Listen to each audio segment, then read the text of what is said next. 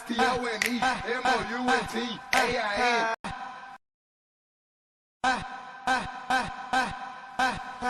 S-T-O-N-E-M-O-U-N-T-A-I-N. S-T-O-N-E-M-O-U-N-T-A-I-N.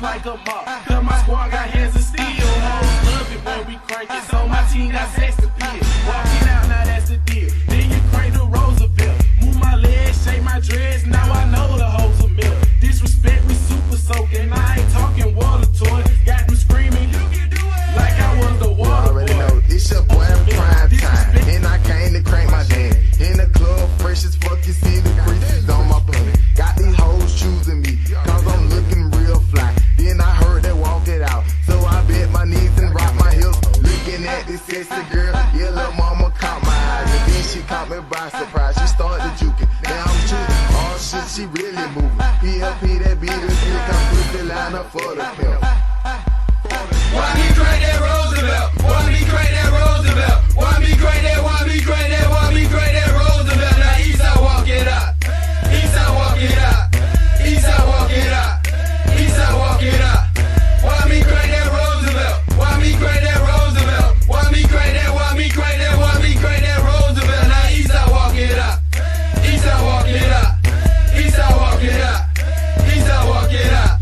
We gon' break the Roosevelt and put your dance out in commission. I'ma crank it, just like I stuck the key in the ignition. I'ma work it and get these whole panties in a bunch. Got some touch and sound click just like an Easter egg hunt. You can't do it inside, cause PLP gon' demonstrate. First you gotta pop your legs and let your ankles elevate. Watch me skate across the stage just like I'm playing Tony Hawk. After that I run it back just like my name is Marshall Falk. I snap my fingers, pop my wrist.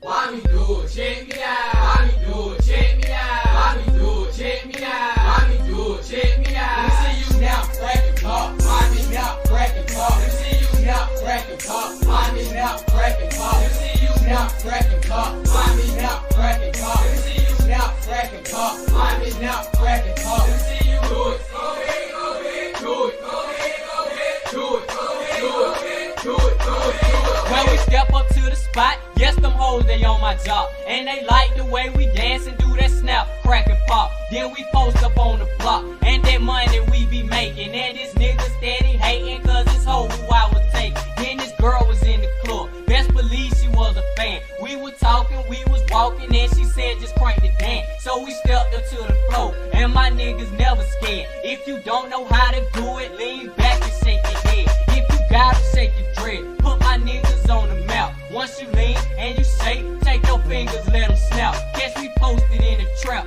and I'm bouncing on the track. When your fingers start to snap, take your neck and let it crack. And my niggas keep the sack, then we lean and start to rock. Feel the beat, plant your feet, and then them hoes, they gonna pop. So you know they digging us, and the crowd, they stuck in shock. Lean back, shake your head, then snap, crack and pop. Let me see you snap, crack and pop. Why me snap, crack and pop. Let me see you snap, crack and pop. Why me snap, crack and pop. Let me see you snap, crack and pop. Why me snap, crack and pop. Let me see you snap, crack and pop. Why me snap, crack and pop. Let me see you. It's my turn to go, and I'm searching for a hoe who can work it on my pole while she twerk on my jabot. TC, we done hit the dough, so you know them hoes too. All my niggas hit the flow. We do what we wanna do. You wish you can do it too. The way I lean and I rock, motherfucker, blowing it hard. I'ma snap, crack and pop, and now. Let me relax, man. Let me relax, man, because this is too much going on, man.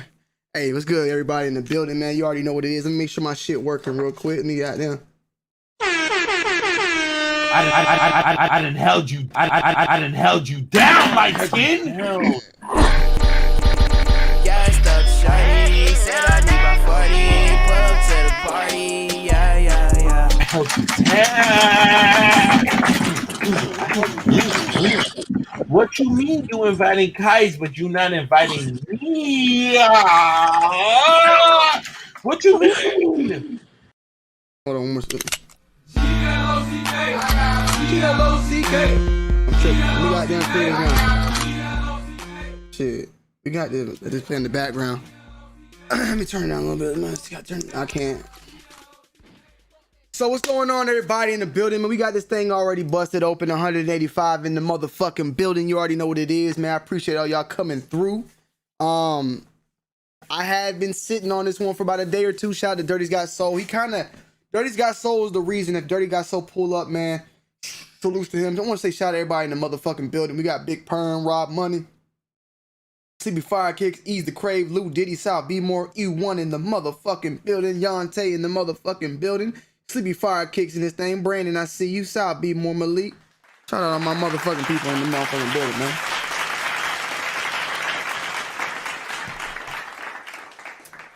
Shout out to my people in the motherfucking building, man. From Chicago, for Chicago, salute to you, brother. You already know what it is, man. You got me hooked on phonics, man. You got me hooked on phonics. Salute the Relentless One. We got motherfucking Andrew in this motherfucker. Dre Jungles in this thing. Chaotic Kicks. Unbreakable Skinny TV in this bit.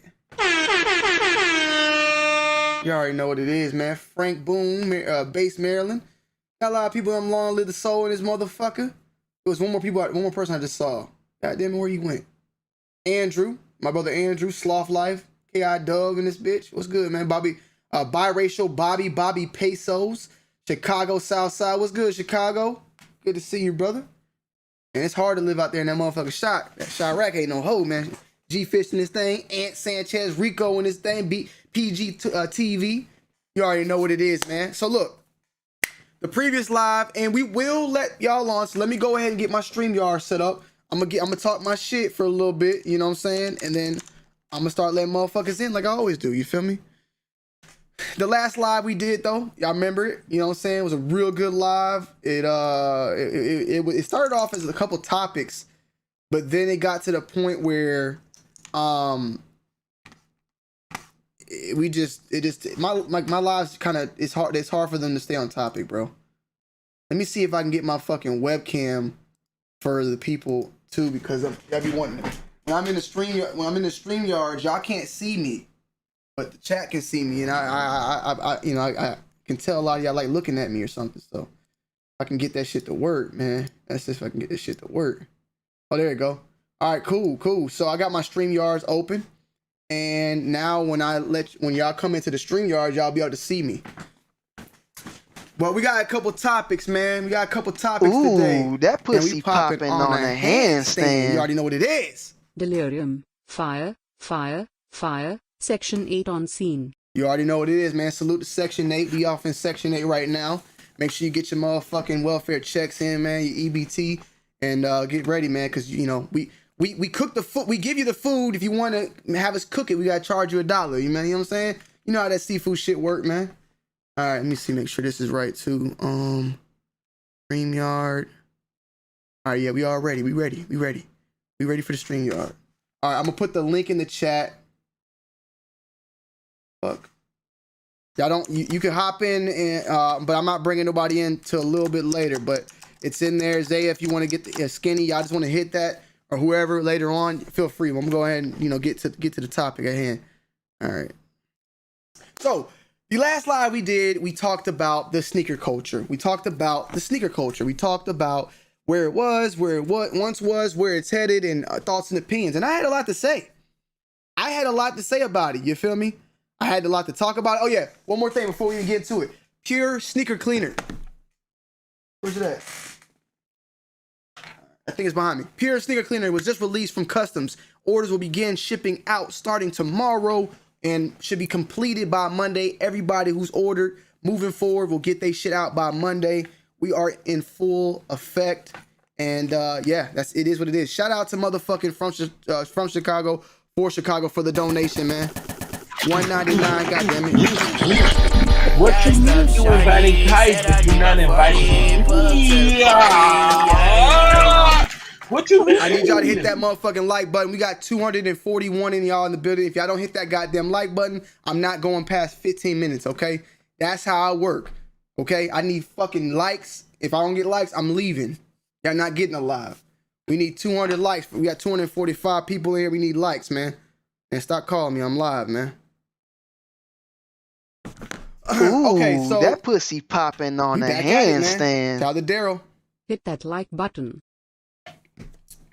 Salute the motherfucking Daryl, man. Salute to Daryl, man. Hit that motherfucking like button, man. We got 240 y'all in the building. So after that live, great feedback. I appreciate it, Daryl. After that live, great feedback, and I love how Daryl hit that motherfucking link down below in the description instead of the super chat, because that gives you straight money instead of the 30% that YouTube takes. I'm trying to find the actual talk, but so after that live, my brother Dirty's Got Soul hit me up, told me he caught the link, and let me see if the actual videos here. I'm gonna play. Hopefully, Dirty Got Soul. You don't have a problem with me playing the audio. It's nothing you said bad at all. But he had messaged me and said this. I'm gonna play it. Yo, I'm just catching your playback right now on my drive home from work.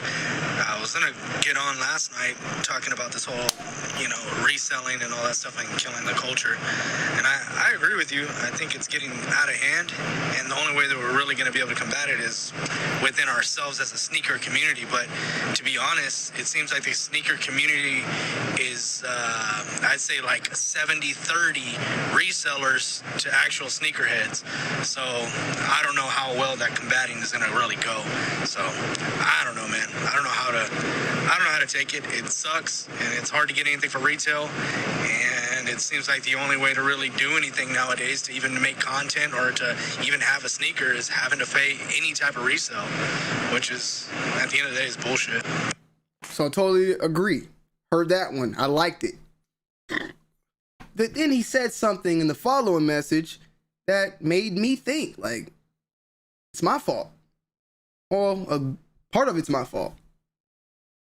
But, I mean, one way they could do it, but you will lose a lot of hype, is doing pre-orders. Now, you can still do early access, like exclusive access, and people will still stay hype about certain shoes. But if you did, like, pre-orders and the shit comes out, like, 40 to 50 days later, and everybody gets the pair that they want, and people that slept obviously have to pay resale, and then you're just fucked, kind of like the PlayStation ordeal. But, I mean, you're going to lose a lot of value and things like that. But, is what it is. Okay, hold on.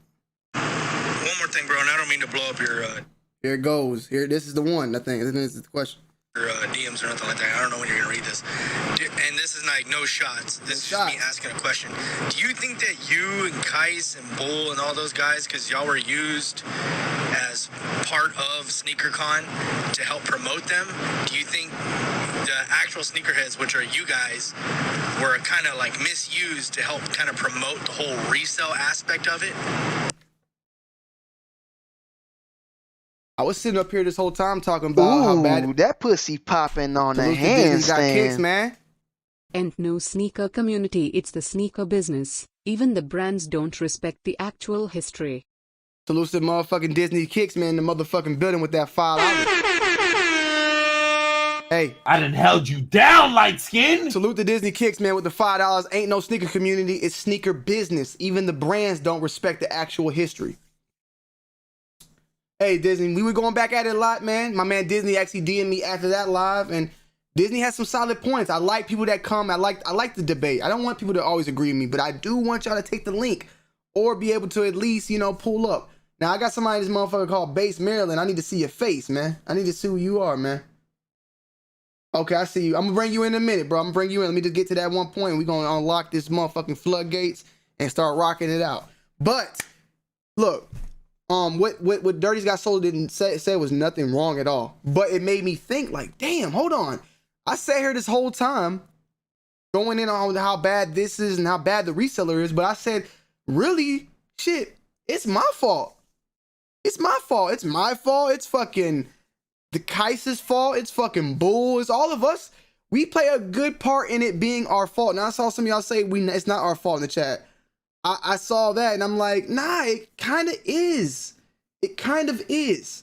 Let's put it this way, right? If me, Ooh, that pussy Salute, popping on a handstand. No shots, I promise. Rock on, gesture. Understood? No, I don't take it that way at all. And I really appreciate you bringing that question because I didn't think of it that way. And this is not me like mad at SneakerCon either, because it was just it was a point in time where I was having so much fucking fun. Little did I know what was going on. I mean, shit. Who knows? SneakerCon.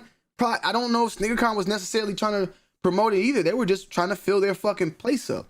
But let's put it this way, right? Let's just think of this, right? Before the first SneakerCon I ever went to, 2016 or something, it was in Chicago. Bostic and all of them were there. And when I went there, like I said, it was all about collections. It was about reselling and stuff here and there, but reselling wasn't, it was all about showing off your biggest collection. And I mean, selling, of course, but it was mainly about like the interactions and the stories and the love behind it. And Zaya, are you in the building, by the way? Because somebody said you got clapped, bro. I don't know if that's the case, man. Salutes to motherfucking my boy, man. Wild money in this bitch for the $5 cash app. I didn't miss you this time, brother. Gotta keep sneakerheads alive. Salutes. Zaya, let me know if you're alive, man. I don't know what the fuck they talking about. You got clapped. You do got multiple accounts, so you might need to check which one it is, man. Salutes to Gucci Lou in the building. So what I was saying though, okay, that's what it was back then. And Zaya knows it too. Like Zaya was, like I said, me and Zaya go back far. So when me and Zaya was doing it, I mean, it was about the money. The resale was that here and there, but it was just like the whole environment, the whole community itself. But, and this is not to blame Kais, but like that time period when the Kaises came and the hype beast came and that hype came, right? It unlocked something new. And all the sneaker YouTubers coming to the shows and all that brought in the hype of people wanting to come and fuck with us and come and chill with us, take photos and be a part of that environment. And I'm not blaming one person single-handedly, but I'm gonna mark one person. This hype that built up, right? The hype that built up brought on, I mean, like I said, when I came to SneakerCon, I had already went. When Kais started coming, I was already like at SneakerCon. But Kais came in, he started bringing in all this other type of shit, the basketball games, the hype behind it, and the kids and the little kids that were just the hype beast kids. I mean, Kais had like fucking little youngsters walking around. Let me see something. Let me make sure. Let me see, because I did want to ask Zaya this question when he.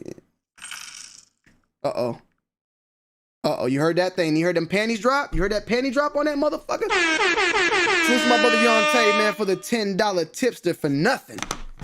That's because it's motherfucking Tuesday. You feel what I'm saying? I done held you down, light skin. Thank you, Yonte. I appreciate it.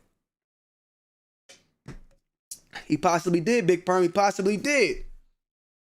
You may have to goddamn press Kais about that. But once that happened, man, hold on. Oh, okay, cool. Are you blocked? Let me know you blocked, man. Just type in the chat. You nigga lying to I'm watching. Nigga, we been calling you for about 4 minutes. Your ass ain't said nothing. Salutes to Gotta Be a Legend. So once that happened, right? Kai's bringing in all the little kids and shit. What that do? That started bringing in the Blake Linders and bringing in the Blazendaries and then bringing in the Blake Wynn. Blake Wynn, a lot of these kids, the Blake Wynns, Blazendaries. Y'all remember Blake Wynn? Blake Wynn's still a cool guy, right? But he's not doing like sneakers and shit. Blake Wynn, Blazendary, Blake Linder, all that shit, right? All the hype beasts and all that. Oh shit, Supreme, Mike Dick. You know what I'm saying? He brought all that shit. Who did Blake Wynn bring? Blake Wynn introduced SneakerCon to JC, to 2Js, to Urban Necessities.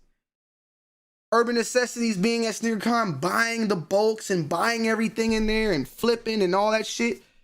His fucking store took off within that SneakerCon realm, right? You know what I'm saying? And the whole just hype beast culture, the whole resale culture, it took off, man. And like the thing is, you got the StockX's, you got the internet, you got a lot of these things, right? But you don't have it. It's all in the cloud. It's not really physical. But SneakerCon is the physical realm of the resale culture, the new culture of what sneakers is about. Who helped catapult that? Who helped make that become something? That's where it came to people like me, people like Bull, people like Kais. Motherfuckers who travel to every single sneaker con for 2 years in a row across the goddamn country. I sit here and think, I don't like to build myself up, but I sit here and think, like, if you take me, take Kais, Bull, and I mean, like, even Bostic, you take out, because shit, I wanted to go because of Bostic, okay, and seeing, like, the events there. You remove the content creators from SneakerCon, would it have been ever the same? The people that don't like sneaker creators would say it would have been the same exact way. You remove the content creators and the shit that was going on, I don't think it would be the same, man. I don't. I honestly think that time, either everything was just perfect, or like I said, that time was just a special time, and it took off, and that's where the resale culture went from there. Like, once that started happening, the hype beast shit started popping off, you know, it went, the sky was the limit. Like, the end was there. Kinston, we like sneakers, not y'all. Well, you watching me right now, motherfuckers. I don't know what you talking about. You must like me if you're watching me. But anyways, yeah, I mean, you know, I'm trying to say here is that the culture that it is now versus the culture that it was, totally different. People that like the culture for what it is and the sneakers and the stories around it, we have no effect on you. But the people that love the hype behind it, the hype beast and the resale value and all that, where did you get that from? Where did that come from? Where did that stem from? You know what I'm saying? It stemmed from those events, them sneaker cons, those videos, motherfuckers buying shit and flipping shit and posting it on YouTube. Like, it stemmed from somewhere, because you have to be able to see it to want it, right? You can't just see a picture, and I mean, you might get a picture of motherfuckers standing behind 100,000 Jordan 1s, but I think that those visuals that we were capturing and showing constantly every week, every 2-3 times a month, it spread, bro. That shit spread like fucking wildfire. It got other people involved. Other companies saw that they could make money, that these people were, you know what I'm saying? And it brought something in it. I think SneakerCon played a fucking huge role, man, in this whole fucking resale shit, bro. It is what it is, bro. Look at RSVP Kings, right? One of the biggest slot runners out here. They run slots on like all the E's and shit. Where'd I meet them at? SneakerCon. You know what I'm saying? Where I meet Resjuvenator at? That is one of the biggest cleaners, even though Pure is now up next. SneakerCon. You know what I'm saying? Like Crep, SneakerCon. Like, there's tons of other resellers out there that go to SneakerCon and sell at SneakerCon. Urban Necessities, SneakerCon. Where did, not to knock my man, you know, even though we don't see eye to eye, but 2J's, his shit. 2J's popped from going to SneakerCon and posting that content on YouTube. SneakerCon and YouTube is what got 2J's that, like, if you remove the visuals, bro, the impact is not the same. So that's where I'm standing, where I'm at today, saying, shit, I might be the one to blame. And not just me, but all of us. It might be all of us, man. It might be all of us. I want to get some of you guys in here. We could talk about it. You know what I'm saying? See, that's the link in the description. You want to join? When it was happening, it's never been our intention. You know what I'm saying? Because when it was happening, when it was going on, we were loving it, man. We were enjoying traveling the world, all for the shit that we love to do, to make content for sneakers. SneakerCon, they loving it because they getting fucking, you know, selling out motherfucking, you know, events and shit like that. Like, it was never like a bad intention, but I mean, that's what it ended up becoming. Like I said, at the end of the day, I'm not gonna say that we in full are the main cause and reason. But shit, if you want to put us on a pie chart, I might say we might end up being the biggest. You can't say Twitter did it. You can't say Instagram did it. Because that's where, like, this is where it lives. This is where the sneaker culture lives. It lives on social media. There are physical, and then it's cloud. We run the cloud shit. You know, I mean, even if it is Twitter and IG shit, we on there as well. We post on them same things. So we got that area. And then you got Complex, who's running shit too. Like, Complex runs that Complex is running that shit as well. Like, they got us beaten in their numbers. We're not gonna sit here and lie. Physical resale culture is the sneaker culture now. The sneaker culture is the resale culture. It's not this about sneakers, right? So where's that physical area at to see it for yourself? Complex Con now, Sneaker Con. That's if you want to see it itself. Or you got your little pop, little fucking events, or or shit. You got a goddamn a fucking Jordan line or some shit. The motherfuckers is in, man. So we're bringing my man Bass Maryland. What's going on, man?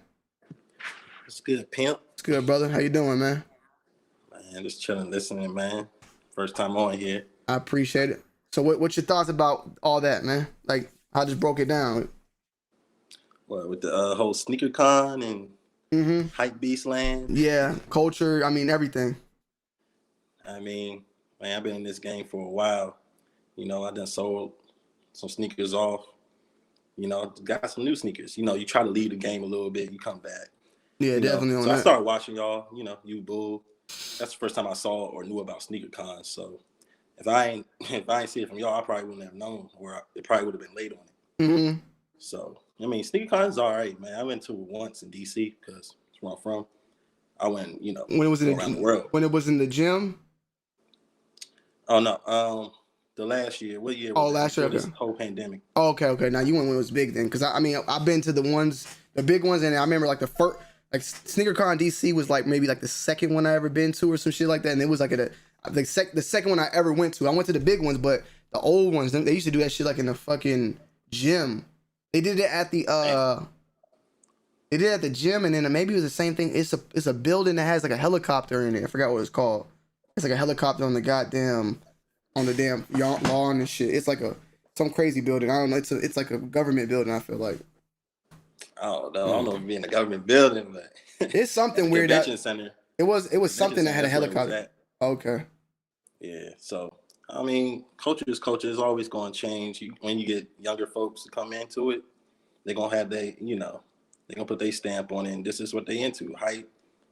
That's what it is. For us, when I grew up, it's just like shoes weren't this big, so culture has changed. It's all you just gotta go with it, man. Like reselling wasn't a thing, none of that. But where do you think it stemmed from? Where do you think it stemmed from, though? Well, everything nowadays is just from social media. You just try to keep up with the Joneses. You see what another man has. Like back then, you ain't see it like that. If you see it, you outside because you saw somebody wearing it sold out, or most of the time it wasn't sold out. So it's just people just seeing what other people have, just want to be part of the hype train. That's all it really is. I feel you. Y'all hit. We got 370 in the motherfucking building, man. Hit that like button. We got some other people. Hold on, I'm gonna bring them in. We got them do some vet checks on these people, man. We got Kinston, and we got my man Khalil. What's good, man? We got 370. Oh, Kylie, my bad. Kylie and Kinston. What's good? What's good, brother? Hold on. Somebody got the shit playing in the back. Can you just turn the audio down? All right, cool. What's going on, Kinston? What up, man? What's going on, Kylie? What's good, man? Chilling. What y'all thoughts on everything, man? Should I let him go first? All right. In terms of y'all killing it, I wouldn't say necessarily y'all killing it per se. Well, not even killing. It's not saying like killing it. I mean, popping it off or being one of the beginning that started this shit. Like, it's out of control now. It's past me. Like, motherfuckers just got trophy room ones, like, in front of their fucking driveway, like blocking the house and shit. Like, we didn't do that, but we did kind of like. You got like kites going around shooting fucking Supreme guns, Supreme money back in the day, like weird shit like that, and doing it at SneakerCon and stuff like that. Kind of like started it, and then these kids is out doing that and going even crazier now. Yeah, this is what I was in the chat earlier. Like, you saw Offset post the other day, like that shit. Like, I was thinking about talking about that as well. I mean, I couldn't even understand what he was saying. I just like it was like a different language to me at that point. What the hell he was talking about? I'm not saying he brought it back, but I'm saying like when Travis Scott and Migos started like in that 2016 era, that got like a lot of the YouTubers like Blake, all them 14-year-old kids. That brought the culture to where it's at now. Like I got French Blue 7s for like 2-3 years. Somebody audio kind of pop. I think Kylie, can you mute your mic real quick? Let me see. Talk now, Kinston. I said I was talking about the French Blues. Like they was like 160 like 2-3 years ago. Yeah.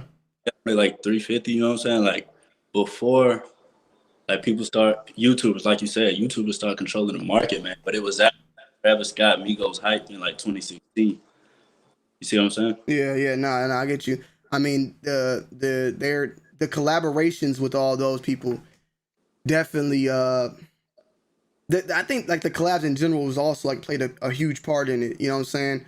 But even before, like I said, even before that though, like I mean, I remember back when we were going to SneakerCon, the biggest collab of that time was the Fragment Ones. Like that was like the shit, you know. And then Virgil came, and that was like when it started just getting wild. Like Fragment Ones was like a big thing back then. Yeah. But yo, Kylie, if you can go ahead and talk now. You're like, I don't know if it's a head, it's something popping or some shit. Go ahead though. Yeah, I'm not sure. I'm using my iPhone, but one thing like you said was interesting was when you was like Blake Wynn and them boys, like Blake Wynn, Blake Linder. I think from a resale standpoint, I think maybe they got something to do with it because they're the ones that kind of brought in the younger kids. And I don't know, like to me, I feel like younger kids growing up today, they don't like see the sneakers like how we saw. We kind of saw it more as like, oh, we genuinely like them, we collect them. Nowadays you see a lot of kids, especially them, they're the ones usually reselling and stuff now. So if anything, maybe them. I wouldn't not. I mean, and then like you said, it's kind of all y'all, but I would see this more so like the Blake Wins and the Blake Linders and like those type of guys. They're the kind of the ones that kind of did it for like monetary purposes. Like I don't know if you remember, but I remember Blake Wynn was it Blake Wynn? I think it was Blake, one of them. But one of them had dropped the video, and they was like, "Oh, I don't even like. I kind of just do this because you guys like it. It's because like you guys want to see it." So it's kind of like, are they even like real genuine collectors at it, or are they just kind of doing it for the money? Like, you get what I'm saying? Yeah, I remember. I think that was a Blake Wynn because Blake Wynn. I mean, he's like a fucking sports manager now at this point. Like he's doing big things. So like, I get it from that point. I mean, I guess like I guess someone like Kais or even me brought that attention to them, and then they went and then they created their own type of thing with it, which led to the situation we're in now. I mean, because that's why I feel like at the end of the day, like it's everybody to blame, but like I'm just trying to figure out like where it kind of started, and it's like that's where I'm kind of like focusing in on. It's the SneakerCon shit because that was like the first representation, the visual representation of this hype and everything around it. Like people were seeing kids lining up for Kais and fucking kids lining up to do this and that, and Blake Wynn and them coming out. They're young now. The kids that are young lining up, they're seeing that they're the same age. It's like I don't know. I just feel like that kind of like started something because those are mainly the kids that was buying and spending the thousands of dollars to fucking buy the shoes and open that market up in the first place too. I think it's like you said, the young generation, like that shit they took off with it, and like now people like us. You see what I'm saying? Like, hey, Kylie, when he's talking, mute your mic because it's like popping and shit. Watching all the YouTubers were introduced to the culture, seeing it as all resell and hype, not collections and love for shoes. We got a donation from Dirty, man. He said the younger heads watching all the YouTubers were introduced to the culture, seeing it as a resell and hype, not collections and love for shoes. That's definitely the case. I mean, I definitely agree with you on that. Like, that's definitely plays a part. They saw that and then they created their own narrative with it and kind of ran, But yeah, anything else you're saying, Kingston? Or no, I'm good. All right, cool. Hold on, we got somebody else in the building real quick. Let me see who this guy is, man. Jackal, what's going on, man? You muted. What's good, man? What's up, Tony? What's good, brother? Yeah, what's up, Tony? Good, man. I was wanting to speak on because like I'm a part of the younger generation of like a sneakerhead. You know what I mean? Yeah. And so like when I was introduced, like you and Bull were probably the most I would watch, like 2-3 years ago. Yeah. When I first got introduced to sneakers. And like right off the bat, you know what I mean? You were introducing like resale, you know what I mean? Like you weren't introducing it, but like you had to learn that while you were learning about, J's and Nike and Adidas and you know what I mean? Yeah.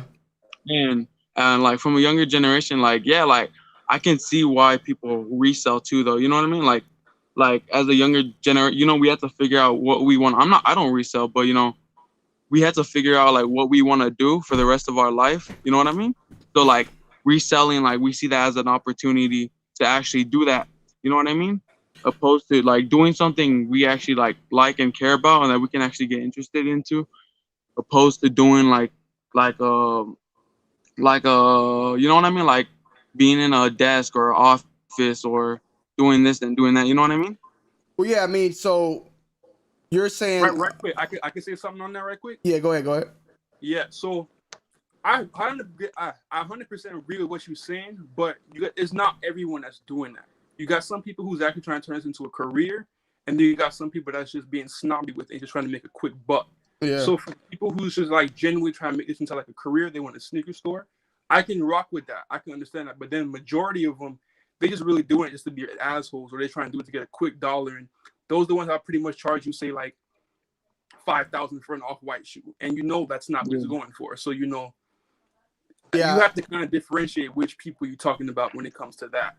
Yeah, because that was my question. That was gonna be my question to him. I mean, because some people that watch me, young or whatever, old, they're watching. Like, is there inspiration to get a collection? Is there inspiration to become YouTube famous? Is there inspiration to make money? You know what I'm saying? Like, that's kind of the questions that would, I guess, is different for each individual that would jump in or want to be a part of the sneaker culture as is. And I mean, at this point, like after that live yesterday, like I'm not really mad.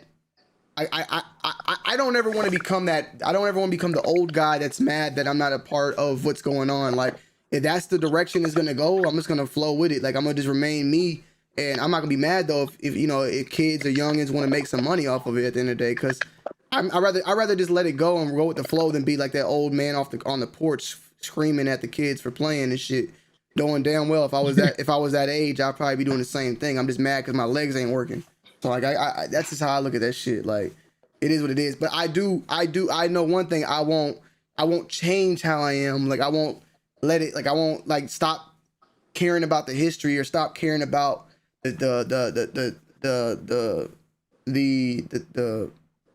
what's behind the sneaker, what's behind the story. I'm not gonna just stop paying attention to that. Like, I'm gonna remain me and remain what I do, but I'm also gonna be accepting for what's to come, because either you're gonna get with the program or you're just gonna be that old man. Like I said, you're gonna be that old grumpy motherfucker. You know, it is what it is. I mean, look, in the world, with anything, you know, what's constant in life is change, and we just gonna have to accept this is the change for the sneaker community. It's gonna be a line, you know, it's gonna be the passionate people that love sneakers for what they is and want it, and then it's gonna be another line for just people trying to make money, and this is two different worlds, and this is how it's gonna have to be until the next, you know, to the next change. Yeah, nah, that's I think that's pretty good to say. I don't know where young Hollywood's at, man. I need to get him on my panel, man. I got a couple questions for him, man. You know what I'm saying? King Kicks, that ain't the necessary thing right now. But yo, I'm about to go back to the single for now. I'm gonna be bringing some other people in a minute. I don't know if y'all want to leave on anything. Oh, nah, I'm good. All right. Follow my YouTube channel, man. What's your channel? Hey, hit the like. Base Maryland, New Balance King. Oh, Base Maryland. Base Yeah, Maryland. Base Maryland. All right, bet for sure, man. I appreciate y'all. Thanks, Kinston, Kylie, Jackal, Base Maryland. Appreciate it, man. Yes, sir. All right. Yeah, so I wanted to kind of get some of the audience in. We're gonna bring some more of y'all in as well. So if y'all want to come in, feel free to let me know. And I get what you're saying, like I get it, but I guess I got a lot of what they're saying, and I understand what they're saying, but it still kind of makes me think, like, how much did we really play a part in it? Like, I do feel like I'm like one of the people that started that shit, bro. Like, it is what it is. Like, I feel like I started it. You know, a lot of people on the panel, I feel like, and to a lot of y'all, it might not even be like, why does it even matter where it started? It's more so where it's at now and where it's going. And like, don't blame yourself, but I just thought it was I think it's a good topic, a good discussion. And that's kind of why I wanted to talk about it. King Kicks, you saying, put it in there if anybody else, my screen ain't frozen, bro. You need to hit the unpause button, bro. Yeah, you did say it, motherfucking feds. But I think that, like I said, like, nah, I didn't bring resale here. I didn't bring the idea of it, but I brought some of the people that brought it. You know what I'm saying? Or I wouldn't say I actually bought it. Oh, we might got a special guest in the building. Let me make sure it's the real one. Hello? Yo. That's my Shit, man. where's my camera at? Yo, can y'all hear me? They don't need to see your ugly ass, man. Hold on, bitch. What's good, D? Salutes to Oh, Dandy in the shit. motherfucking Can you hear building. me? Yes, sir. We hear you, Where D. my fucking camera at? All right. Well, all right. See, everybody Hey, trying to D, be nice. hold on, D. Let them boys know we got that dub, right? We got a dub, right? Yes, sir. Okay. Yes, sir. We did get our that dub, you know what I'm saying? All right. Yeah, we got that bitch. You know what I'm saying? Hey, But Dylan, everybody trying to be nice and shit because they're on your stuff. Look, it's 100% Kite's fault, bro. 100%. Fuck that. It's a lot of Kite's fault, bro. 100, goddamn, D. 100. I would say, well, shit, high 90s, bro. High 90s, bro. Because Kite brought a lot of that hype shit. He was just going off the top. And I know he was doing it for views and this and that, but I don't think he recognized what he was doing at the time. So, I mean, I don't think he intentionally did it, but it's definitely, he has a big chunk of that pie. Now, as far as like you and Bull, like this is the reason why like I was kind of disappointed in you, because I seen you following Kite's footsteps. Because I remember you used to cop like Supreme stuff, like right after like the whole Supreme stuff was going on. I was like, oh no, Tony. I was like, damn, Tony. So you fall into this. So that's where I was like kind of, you know, like, damn, Tony's falling into the hype, which I know because you trying to get the views too and everything. So like that's where my little thing was with you for a little bit. You know what I'm saying? So it's not your fault, so to say. Maybe you got like a little slice of the pie, but the biggest person who got the biggest pie is definitely Kais. You know what I'm saying? But I would say definitely you and Bull probably got a little slice in the pie. You know what I'm saying?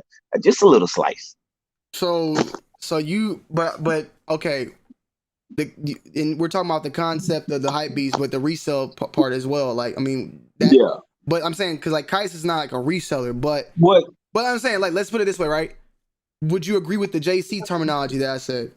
Because he was one of the first one. Like, think of JC, and then not even to knock my man Fine Line, like Fine Line. Because look, Fine Line. Look, think of it this way, right? I think I heard Fine Line first from fucking Mike Rich or somebody. I don't know. One of your what's the word? Ultimate enemies. Guys, everybody in the Mike the Compass. First time I heard Fine Line, I think it was from Mike the Compass. Yeah, Mike the Compass. So everybody that's waiting, I got y'all. I'm gonna bring y'all in. But listen, look. Think of that too, right? Think of that too, right? You got all this shit going on. You got all this motherfucking hype going on, right? Mike the Compass pops off Fine Line. I don't know where my man came from, but Fine Line, then later on, UBK pops up. You feel what I'm saying? Like, this is where this shit started. Yeah, but they're saying this is where this shit started unfolding. You get what I'm saying? That whole resale premise, that whole resale culture. And then, like I said, you got the sneaker cons going on. You got the 2Js pulling up. You got all the motherfuckers. It's like one thing led to another. Like, y'all didn't know that this was going to be the end result. Y'all were just in the moment, you know what I'm saying, doing your content, you know, just putting out content, but not knowing that trickling down years later, like this is going to be the end result where everybody and their mama's reselling. You know what I'm saying? So you know, I'm not mad at y'all. You know what I'm saying? But I would say, you know, y'all definitely, you know, a part of the reason. But you specifically, I wouldn't say like you're the main reason, but you just have a little part. You know what I'm saying? Just little slice and dice. You know what I'm saying? Somebody in the chat said, "What about Scoop?" Huh? Somebody in the chat said, "What about Scoop?" Scoop. Yeah. Scoop. Man, that nigga Scoop won't leave his couch, bro. That nigga ain't going nowhere, bro. So, but you know what I mean? Like, it's just like, even though Kais wasn't a reseller, but the stuff that he was advertising was the hype, expensive stuff. You know what I'm saying? So even though he wasn't, this is what Kais did. Kais made it, and I'm not saying because it sounds weird I'm saying this, but Kais made it more and more okay to spend thousands of dollars on Ooh, shoes. that pussy popping on a handstand. Salute to motherfucking 2Js, I'm man. the fucking culture PS perm swallow my whole shit. All right. Salute to 2J for the donation. I'm the motherfucking culture. PS sperm swallow my whole shit. But yeah, I agree with you on that, dude. Like, yeah, like Heist really made it where like before nigga, because before that $600 is the max I would ever spend. You see nigga Heist coming out spending thousand, and the value is like, oh, it's that valuable? Damn, okay. I didn't think, okay, well shit. And it makes you be like, but you everybody in the chat can say I ain't doing it, but look, bro. Look at how much these motherfuckers going for versus what they used to go for. That's what I'm saying. Like that shit. And it's not only the price, it's the fame that he got with it. It's the views that he was getting. He was getting shipped shoes. He was getting flown to events and stuff like that. So, you know, people thinking, all right, I'm gonna do what Kais is doing. You know what I'm saying? And then that just trickled down to shit. Everybody and their mama reselling GR shoes and shit now. You know what I'm saying? Yeah. So, you know, it is what it is. You know, but like I said, you and Bull, like y'all are not like as big as the pie as Kais, but Kais takes a big chunk of that motherfucking pie, bro. Because he introduced all this shit, and he made the term hype beast seem cool when hype beast, it was a lame ass nigga back in the day. You know what I'm saying? Like it's a lot of stuff it's a lot of words that's been reversed these days that we used to talk down on people. Now it's cool to be that weird hype beast. You know what I'm saying? Like it's I don't know, man. It's a different time these days, but you know, it is what it is. Nah, I understand. We're gonna bring in some my man Rhyme, somebody that's left. I'm gonna bring in this guy right here. Hold on, let me bring some of y'all in real quick. I think let me see. Yo, Dylan, what's good, man? Hey, what's up, man? What's going on? I just wanted to say I think y'all are giving a little bit too much credit to Kais, man. Why is that? Like, I think honestly, what started all this resale bullshit, where people don't even care about, you know, the tradition of the sneaker and stuff like that. I think that honestly stemmed from like the first really hype sneaker, like the Nike Mag, most recently the Chunky Dunky. Hold on. Who got that shit playing in the background like that? I don't think it had nothing to do with. Wait, baby, hold on. Like whenever a shoe branches out beyond the sneaker culture and goes mainstream, that's what starts missing stuff. This nigga got who goddamn playing that shit? Oh, this nigga. Okay, it's big baby, man. Big baby, you gotta. My bad. That big. Hey, yo, big baby, you gonna have to like turn that damn YouTube off in the background. My bad. Go ahead. Hey, can you hear me? Yeah, it was good, Dot B. It was good, man. I think I seen you on Zay's shit before, hey, what's right? going on, fellas? What's up? Nah, man, this is my first time. I just wanted to comment on you and just say that I kind of piggyback off of Dylan. Like, I'm 34 years old, right? But like, so I'm just a regular. Like, there's mad shoes I'm not able to get, but at the same time, it's like 2012 to 2015. Like, I feel like that was like the biggest year for Nike. I mean, we're talking about LeBron 7, 8s, 9s. We're talking about all the foam posits. Like, we're talking about all that stuff, Galaxy foam, rookie foams, you know, all that stuff. And I feel like all that hype around it kind of made the culture change because then everybody wanted the shoe. Then, you know, you had celebrities kind of piggybacking off of like the sneaker culture. And then you had like, you know, then we insert, you know, perfect pair. Then we insert, you know, solely. So my question is, where? Hold on, D. Hold on, D. Let me let Dylan finish up because he was saying some stuff and then it just got really weird. So, Dylan, I don't know if you want to. Yeah, I was just gonna say, I think that the start of the whole like resale market, you know, it was unavoidable, man. Everything's gonna get big. Everything's gonna get too big, and then the people that started off are gonna get pissed off. But I think that what really started it was like first, you know, the Nike Mags, all these shoes that they get like news reports on them and shit because they're so hyped, like the Chunky Dunky. You know, everybody and their mama knows about the Chunky Dunky, but and whenever something goes mainstream like that, that's whenever the resale starts getting picked up and people start forgetting about, you know, what this whole sneaker culture is really about, and they just start looking at it as money. And that was pretty much my point. I don't think Kite's to blame though, bro. You feel what I'm saying? Like No, Kite absolutely ain't not. the go-to guy. You feel what I'm saying? For like hold on, fashion and shoes, bro. Ram. I'm not saying it's just Kais. I'm saying it's like all of us, like YouTubers doing shoes. I wouldn't say Kais only. I would say to me, like you're giving Go ahead. certain. No, go ahead.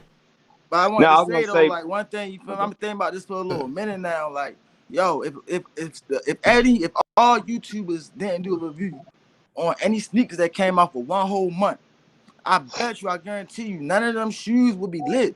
None of them shoes would have any value. Exactly. But that's why. Yeah, but that's what I'm saying. That's no cap, bro. You feel me? Let me That's answer. what I Let was me gonna answer say, here real right? quick.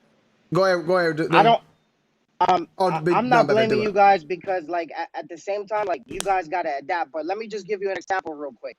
How come nobody? No, I mean, and I got the shoe because I'm like, I like shoes like that. But how come nobody is really talking about the Phoenix Suns 3s? Right? There's only a couple YouTubers that have a review on that shoe. Right? Just like probably like 3 or 4 that I've seen that are famous YouTubers. You know what I mean? So the hype stands around about, like, if a celebrity pushes that sneaker, if someone pushes the sneaker to kind of be up to that hype level, like even Nike's known for that. What you think they don't send? Like they send mad early pairs to mad people. You know what I mean? Like what Dylan said, the Chunky Dunkies, like mad early. Be like of course the skate team's gonna have the shoe before anybody else, but they are the ones who the machine behind pushing things forward. Like nobody pushed those 3s. Everybody can get those 3s right now. To me, they're dope. I mean, to each their own. You know what I mean? But like what I was trying to say before was in the sense of like, then you enter like Solely Ghost, then you enter like Perfect Pair. Like these guys have money that nobody can. They're untouchable, bro. Like so, you get that hype, and then you get the people wanting to get the samples. So or to get the PEs. And so what happens is that it drives the price of whatever GR or whatever they're trying to do so they can compete with them, you know what I mean, and try to be on that level. Like, and I don't want to say all celebrities because celebrities have like Jordans in the past, like, you know what I mean? Like I said, I was born in '87, so I know like a lot of celebrities were into it, but they weren't into it to how they are now. Where Well, it's it's like also it's social media. Yeah, that's social media's fault. I mean, everybody can see everything that everybody's wearing all the time. But Tony, I don't blame you, and I'll finish this. I'll finish with this. Tony, I don't blame you guys because you guys have to adapt, bro. Like it's like in the same sense, like if you don't have content to feed your family for YouTube, like how are you gonna do it? You know what I mean? Like I like this new that you found about commentaries and people coming in and talking about the culture and stuff like that, because nobody does this, bro. Nobody's transparent. And I appreciate you trying to be transparent and giving me the opportunity, someone who's regular, like an old head, like, you know what I mean, like I'm 34, and kind of just not express my frustration, but kind of express my view. Like honestly, like I said, if somebody doesn't push a shoe, if someone doesn't put the machine behind the shoe goes underrated. The shoe definitely goes underrated. There's mad Jordans that have been underrated. But that's the thing, though. But that's the thing, Dobby. When I say it's my fault, I'm not saying it's my fault like in like I was planning this. I'm saying that I was doing something. I was feeding a monster that I didn't know I was feeding, and I look back and like, damn, that's what I did. Because you just said it. If you were giving shine, giving shine to sneakers and shit, showing something that you loved, and then it picked up crazy, and now you feel like you created a monster that you can't fucking kill. Exactly. So even though, even in the past though, but right now, present day, bro, you feel me? Like Tony, not to cut you off, my nigga, but present day, yo, you still do it. You feel me? Like, and I watch it with you. You feel me? Keep that shit a buck, bro. You feel me? I watch this shit, man. You feel me? And like, appreciate it. Say for example though, on them Starfish 13, you feel what I'm saying? Like how you was like, man, these ain't for me, these ain't my cup of tea, boom, boom, boom, boom. You feel me? Niggas gonna watch that and be like, man, look, them shits is trash. I'm not fucking for sure. For sure. Like, yo, these bitches hard, you feel me? These lit. I don't know if it was that shoe or not, but you feel what I'm saying? I'm out of here. Salute, man. Yo, this shit is hard. All right, Dobby. Niggas gonna go get that. You feel me? Them niggas on the corner, they gonna get money. It's not about money, you feel what I'm saying? Like money's here and there, you feel what I'm saying? Niggas gonna get money. Like people gonna do that based on what you say, bro. You feel what I'm saying? That's basically mostly what I want to say. Like the YouTubers, bro, you feel me? Like I don't want to blame y'all. I'm not gonna blame y'all 100%. But at the same time, bro, like y'all definitely drive up that resale, bro. You feel me? Yeah, it's something lit. You feel me? Y'all think it's lit because y'all on that social platform and y'all get them views. Y'all had them fly with those followers. You feel what I'm saying? People they're gonna bite the bullet. They're gonna go by what you say. You know what I'm saying? About your word, bro. You feel what I'm saying? And the reason why I think is that case is because we provide something that people were not providing and still don't really provide to this day, and that's the visual. Right. They don't provide like before we were doing it. If you wanted to learn about a shoe releasing, you need to go to Sneaker News and go watch read an article and see Nike a Talk 360 picture.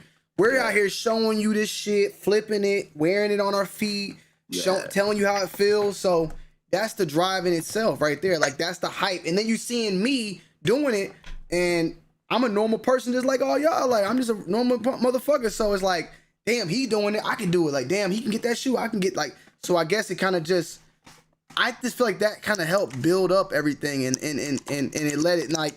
Dylan, I don't think I'm like the man with the problem, but when you go back to the that we got pussy donation in from popping on Ganja the Poe. We got donation handstand. from Ganja Poe, man. Hell yeah, is a fault you out here teacher Higga how to rock the shoe, get dressed with the shoes. Higga's going crazy over simple, you know what you did. Smiley face. Salute the Ganja Poe. Hell yeah, it's your fault. You out here to teach a nigga how to rock the shoes, get dressed with the shoes. Higga going crazy over sampling. You know what you did. See, but that's another thing. We all kind of older here. We got to get this information from the younger motherfuckers that were once young in that age and even young now. But like, I need to get a hold of a Blake Wynn and kind of ask Blake Wynn how he feels about it. You know what I'm saying? Something like that. Because us, like, I don't think that like I'm making people of my age or older like it. I'm saying that because right now that hype culture is really ran by the younger teens out here. Yeah. And to that point, I just want to say, like, based on what Ram said about you, like affecting people's opinions on shoes. Yeah. Like exactly what you just said, bro. I'm 28. You know, I'm a little bit older, so I go based on my own fucking opinions, man. Like I buy shoes that I like, you know. Yeah. But I definitely see whenever you do a review of a shoe and it's it's a general release or whatever, but you hype it up and boom, the resale jumps, bro. But that's for the younger people. To your point, man. That's the younger people they're really just in it for the money. You know, they really they don't love shoes, man. They just love cash. Right. All right. So my question that I was going. Hold on. Let me get my words. I got you. Hold on, D. God damn, D. Once you go, D, you ain't gonna stop. You ain't gonna stop, D. Let Royal finish, and then I got you. Go ahead and finish up, Royal. What I was saying is, you feel me? How Tony hyped this shit up, you feel me? Damn dude, you watch his reviews, you know what I'm saying? He'll go to the mall, he in the store.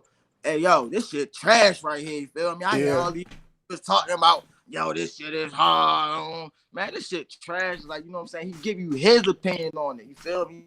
Not with the whole YouTube saying about the shoe. He give you his opinion, you feel me? Like, that's one thing I respect about Joe. You feel me? No cap. That's one thing I respect. CD, you over here goddamn trying to cut him off. You over here trying to goddamn salute you, man. Let niggas talk, D. Damn. I'm not doing it. You know what I'm saying? I'm trying. All right. Hey, Deontay, man, Deontay, put them pit bulls back, man. Get them pit bulls put on. Deontay, whose pit bulls is that? Oh no! Mine. Sorry. Oh, my bad, bro. I'll close my door. Oh, you good. All right, D, go ahead, D. We got people in the back. I got y'all. Yo, DJ, I don't know. Is that DNA? Show your face, DJ. If that's you, let me see if that's DNA Kicks. I don't know if that's you or not. I see a light skin. Oh, that's my brother, dude. That's my boy, DJ. Oh, what's going on, bro? What's good? Hey, D, hold on. D, go ahead. D, go ahead. Go ahead. Get it off. Get it off your chest. All right. So I was trying to back what they were saying when they said that they don't blame Tice for it. But the reason why I said that is because, do you think the sneaker culture, I want everybody to answer this question. Do you think the sneaker culture would be as big as it is if it wasn't for YouTube? Like, honestly. That's what I'm saying. I don't think that. No, I definitely can say no. It was completely underground. And that was like the love of it, you know? Okay, exactly. And where did those big views come from? Like those major views came from? They came from Kites. D out here trying to what do you mean? Trying to kill a nigga tonight. What do you mean? What do you mean what I mean? Those big major views When Like all this Tice hype, was the first beat sneaker stuff, YouTuber that got major views. Is that what you're saying? He's Are saying, you listening to me? he's saying the majority of the sneaker content that was I'm trying. around the hype beast shit, I guess, was coming from Kais, basically. Oh, okay. Definitely, for sure. I Yeah. say that summer 2018. Okay. Him and Blazendary's real bad with that shit. You know, he's somebody everybody can relate to. You feel me? Like Kais, he ain't a black dude, not a white dude. You feel me? Somebody everybody can go to me like, yo, this nigga probably know what he talking about. You feel what I'm saying? Honestly, I think Kais used to be a lot worse in the hype shit than he is like in the last like 6 months, bro. Oh no, yeah, Don. Kais is 360 right now, man. Like, yeah, for sure. Kais is becoming. Shit, he hasn't even fucking posted much this month, man. He's posted like 2 videos this whole fucking month. Yeah. I don't know. Hey, can I just ask a quick question, man? Salute to everybody. What's going on, Yonte, man? Hey, look, right? I just got a quick question. What's up? I understand influence definitely play a major part in every culture. But when it comes to sneakers, right? The limitation of sneakers, does that play a major part in how it's hyped up for people to actually be hype about a shoe? Yes, for sure. The more, the less amount of a shoe that they make, the more that people want it. Yeah. I mean, whenever you find out that there's 2,500 of a fucking shoe, everybody wants that bitch. We got a donation real quick. Elon of sneakers, you bring the Musk. Salute to CJ Lee, man. Tony, you the Elon of sneakers, you bring the Musk. You already know what it is. I'm trying to get that Elon Musk money. Perfect example, sir Yonte. Bro, and I don't give a fuck. Anybody, y'all on the panel can disagree with me, and the people in the chat can. But look, bro, the Dior ones are trash, bro. Right. Oh, for sure. They're limited, for sure. They're lame. They're limited. They resell for they went for 2,000. They're reselling for 10,000. It's because of the fucking name of the hype around it. You know what I'm saying? Right. And that has nothing to do with YouTube or any influencer of YouTube. Well, that's the name, though. That's the name. That's the name. You feel me? Well, that's Dior. Right. Even with a collab like Travis Scott, you know, an influencer or an app really wouldn't have to hype up a Travis Scott. But let's talk about some shit like a Mocha, right? Yeah. A YouTuber can get up here and say, yo, this is the next best thing to a Travis Scott, yada yada. Niggas can hype that shoe up to $400-$500. Yeah. Let me tell you something, that's bro. exactly what y'all did. Y'all did that. But niggas in the hood not even really hit the fucking Travis Scott like that. You feel me? Like niggas Right. don't fuck Travis Scott music. Niggas don't wear that nigga clothes. You feel me? Like niggas don't really care about his shoes. You feel what I'm saying? Like it's the other shit, bro. Like, and I can agree with that too. Like I was thinking about that shit that's back. Just the hood though. You feel me? I was thinking about that shit like a while back. I thought about it, and I'm DJ. I had you muted. I'm about to unmute you because the car is pretty loud. If you want to talk on, you can talk on this part though with me because you from Atlanta as well, and Yonte. But in Atlanta, like bro, we don't rock Supreme. We never rocked Supreme like that out here. We didn't know what the fuck a bape. I mean, we knew what bape was. Not in Texas either. Yeah, we didn't have access to that. Like we were never rocking Supreme. We were never rocking bape like that. That was like LA, New York shit. Like that's just how it was. Yeah. Like Right. this is what it is. Like so, like I get what you're saying on like the Travis Scott. Like there are people that like Travis Scott in Atlanta. Don't get me wrong. They probably get his shoes, But that's just an example though, because you got other people like even Sean Witherspoon or whoever that nigga is. You know what I'm saying? I don't know the hype behind the shoe, so I don't give a fuck about the shoe. Right. But it's a hype shoe. Everybody loves the shoe for some reason. Yeah. Me personally, I don't give a fuck about the shoe. I don't even know Holmes' real name. But it's a hyped up. I didn't even have to hype that shoe. You see what I'm saying? It's like certain things that's hype is always gonna be hype. Salutes to Rena in the building. Certain shit like a non-OG Jordan or some ugly ass Adidas, bro. Oh yeah, y'all definitely hype the fuck out of that, bro. For shit show. DJ, man. talk to me, man. What's going on? Supreme is still not big in Atlanta. Hell nah. Hell nah. I'll tell you, it's different in every part of the country because Atlanta is all about like local brands, vintage brands people come up with, all that. I mean, it's hard for me to get on the hype train because it's not here now in LA. Whenever we used to go to LA, Tony, or New York, it was all about Supreme. It was all about what is the next YouTuber posting? What is the next celebrity wearing? That is different here. We don't pay attention to what the celebrities are wearing that much. I mean, I can tell you just from experience right now and selling stuff and being around it. I mean, it's all about what people here think they want versus what the hype is. But just to give you, just to say this, YouTubers definitely put stuff on the map, 100%. Hey, I got a question to everybody because Tony said, you know, the especially about the what's his name, a 2J situation, right? Yeah. So I mean, what is killing the sneaker game is reselling, right? Basically, is just a reselling, people backdooring this and that. It's mainly reselling. And you know, I'm not no YouTubeologist or whatever, but from my recollection, you know, I ain't throwing no shots and nothing like that. But 2J's was the first reseller that really like popped off on YouTube.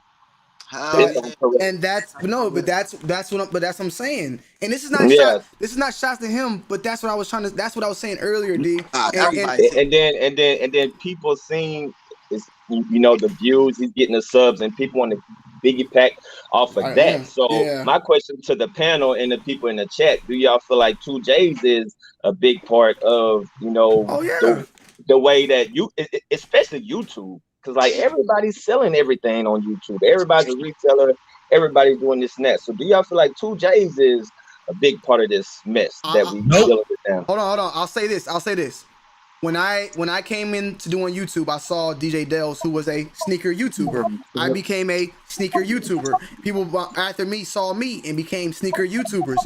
2J's was the first sneaker reseller who was on the platform that popped. And then you had people that followed behind him that were sneaker resellers on doing YouTube. Fine Line hopped in. I mean, UBK hopped in. Flight Academy hopped in. Like they started like another section of sneaker YouTubers, which was, you know, it's kind of like with 2K. You got motherfuckers who do My Park, and you got people that do My Team. They do you know what I'm saying? So then you got. But one thing I know that 2J started, he definitely started with niggas feeling comfortable. That pussy Hold on, we got a donation. We got a donation. If you adore her Dior, her V-Day coming. If you adore her Dior, her V-Day coming. Man, I ain't got no Dior money. I'm sorry. I can't even cap, yo. When I seen 2J's, you feel me? I said a video on YouTube when he went to Sneaker Con and he bought all the tables in the whole joint, you feel me? That man nigga wanna be like, yo, I'm about to go get some DS shoes, you feel what I'm saying? Go down there, get a table, and just wait for this nigga to come through. You feel what I'm saying? Like, that ain't hard, yo. Hey, but can I say something? Hold on 1 second. One thing, I want to bring in a new person, man. Make sure my man's right though. Yo, big baby, you good this time? I'll mute your mic real quick. Yeah, I'm good. You good? Can you hear me? Yes, sir. You good? Last time you had the little thing. My bad for the wait. We got you in though. Trying to bring some more people in. I want to say this. Hold on one thing, big baby. Hold on one thing. Let me get Yonte, and then I got you next. Yonte was finna say something.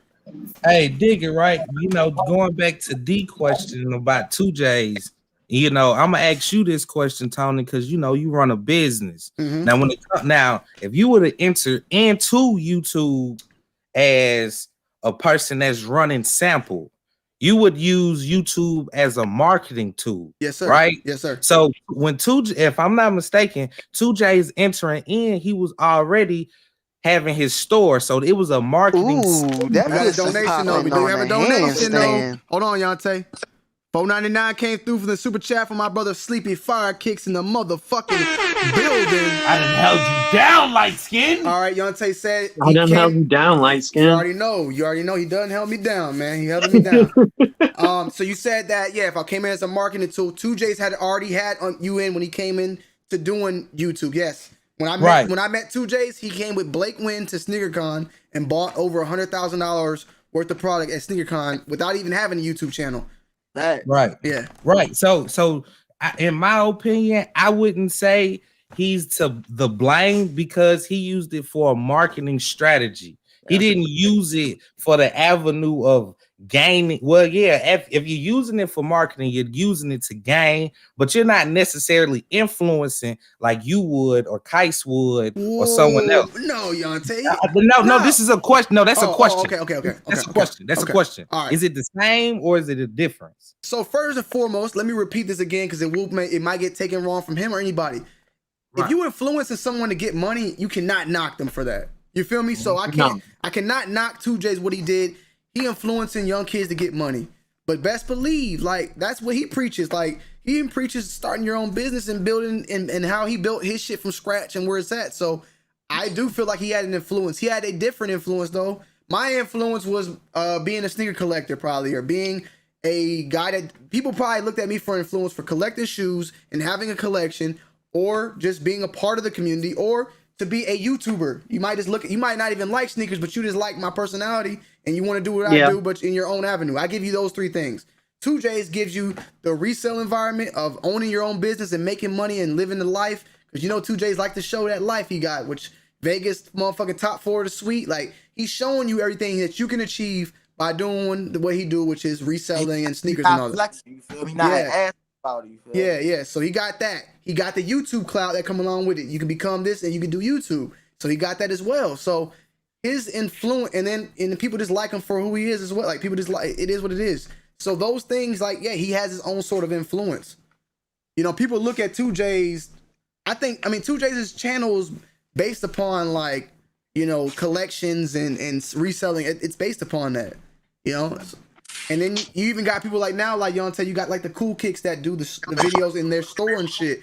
That plays a part in the resale culture. They got people coming in there, buying shit, just owning the store. It plays its part in there.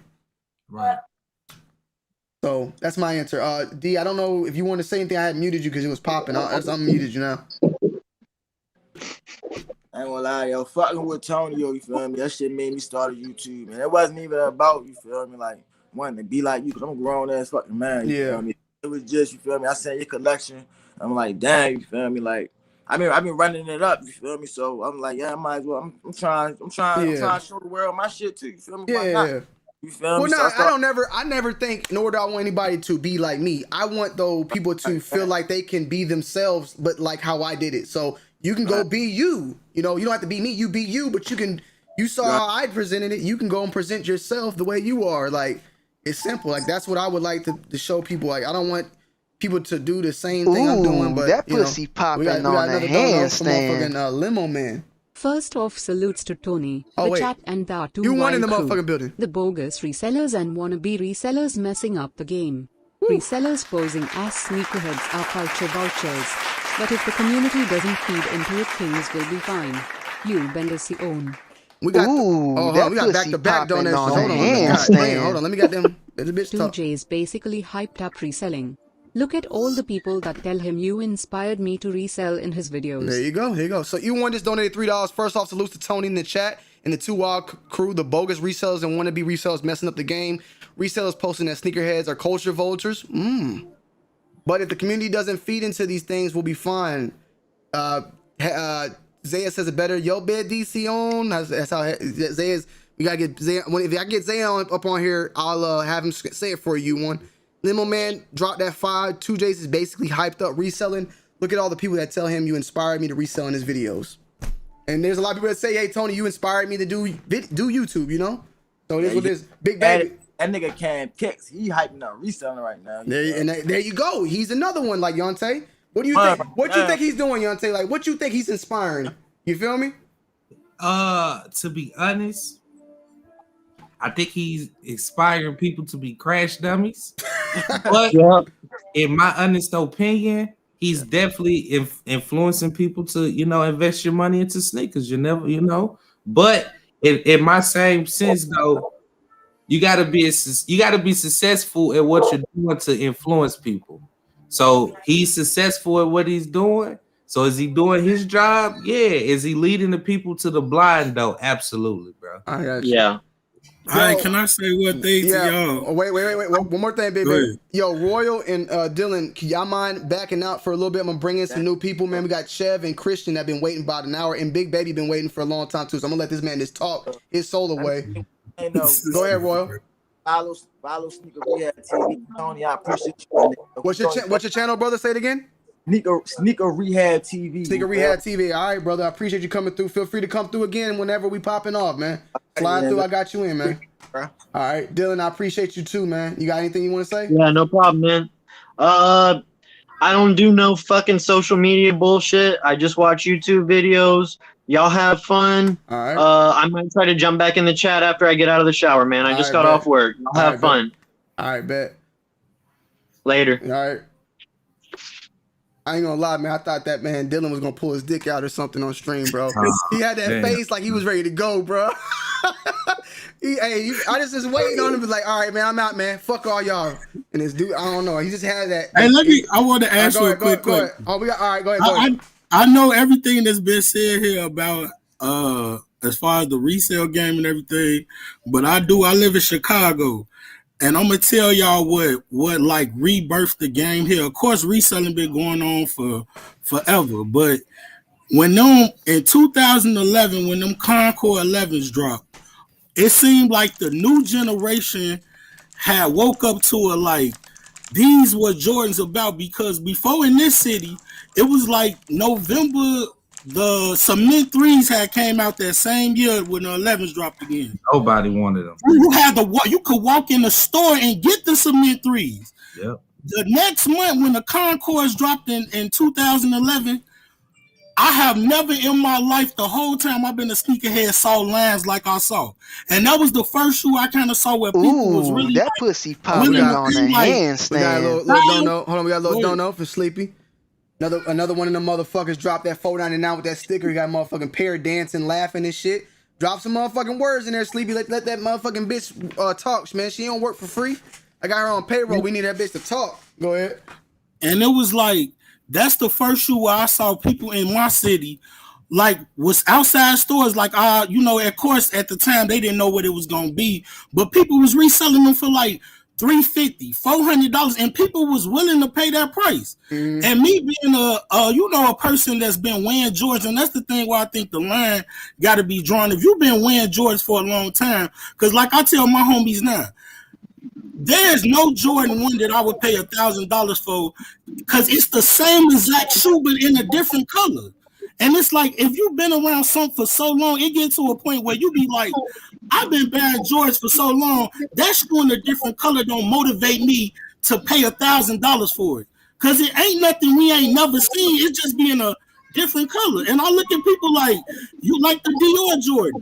In our time, in like the early 2000s and the early 90s, that shoe would probably have been ugly. Like, people probably would have talked crazy to you. Because when they was like making custom shoes with Gucci and Louis Vuitton with Jordans, people wasn't even messing with them. Like, people look at you like, man, them fake, them ain't real.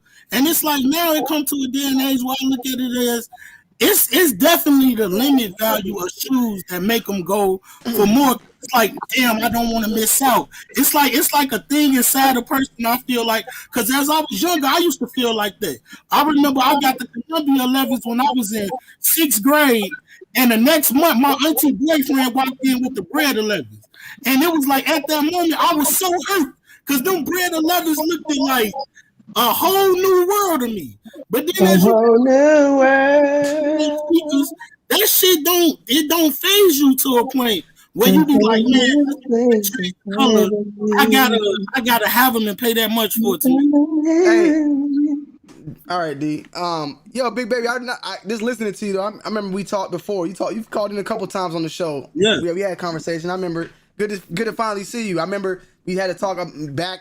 Man, I'm talking about when we were doing the unbreakable situation. Yeah, we were talking a couple times. You had called. It was back when I did the call-ins though. That's what I remember. Yeah. But nah, I totally agree with you, man.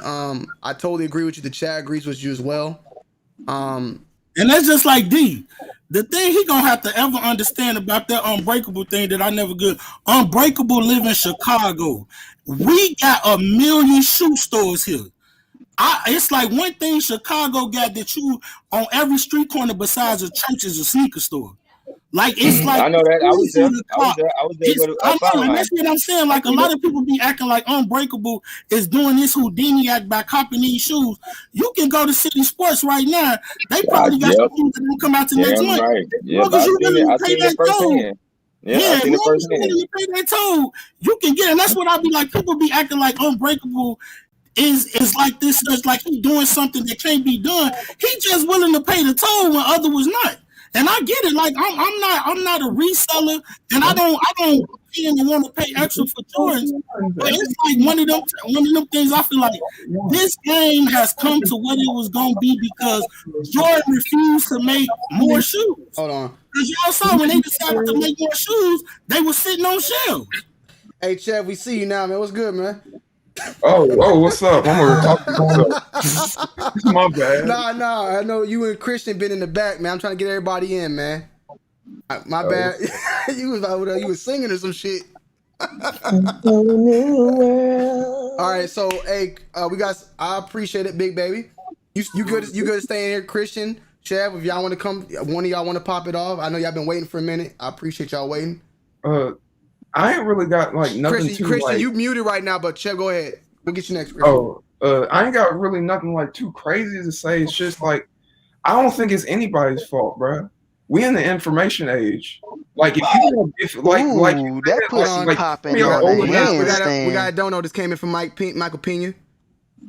Motherfuckers just donating motherfucking pears right now in my chat. I don't know what the fuck going on. Niggas goddamn got these pears popping, man. Got pears popping. Go ahead, Chev. I appreciate. Salute to motherfucking Michael Pena for that $3.99, man. And Dirty's Got Soul got one coming in as well. Go ahead, Chev. Yeah, like I was saying, like y'all back in the day, like I'm 21, so I didn't have to go through the struggle. But like back in the day, y'all said y'all had to go to sneaker blogs and junk like that just to find out what was coming out. Now, bro, like it's easy as fuck. Like my mom is the one who told me about the Chunky Donkeys. Like that's who I found this shit out from. Like the bubble has gotten so big. Ooh, that pussy. Hold on, we got another one on the handstand. Lose motherfucking Dirty. This man screaming best believe he follow Ron. Big baby, you follow Ron Reviews? You said yeah. You muted. You say yeah. You say you do. All right, continue, Chef. Yeah. Like the bubble. I don't follow him. I watch his video. Yeah, the bubble has gotten like so damn big. Like, people who don't care about sneakers are just legitimately like just walking in the door like saying, "Hey, what the fuck's going on here?" Like people are just there's a girl on my Instagram right now who's trying to sell a pair of Air Jordan Volts for $300, and all this bitch wore in high school was dirty Air Force Ones. Like dead serious. Like it's getting ridiculous like out here, and like stuff that used to sit on shelves are selling out. Like this fucking shoe right here, I fucking walked into the mall on my birthday and got these joints. These were sitting. Like nobody fucked with ones 3 years ago. Like it's now like the folks are selling out. Yes. I'm like, bro, I was coming up. People did not wear retro ones like they wear now. I don't know where the hype of retro ones come, but it's a shame I did not get a pair of retro ones in my collection until almost 4 years ago. Kanye did that shit, bro. Kanye was rocking that shit. And that's why I tell people like I don't know where these retro ones were releasing, but in my high school, people was wearing Jordan. I mean, like Nike Dunks more than they was wearing Jordan ones.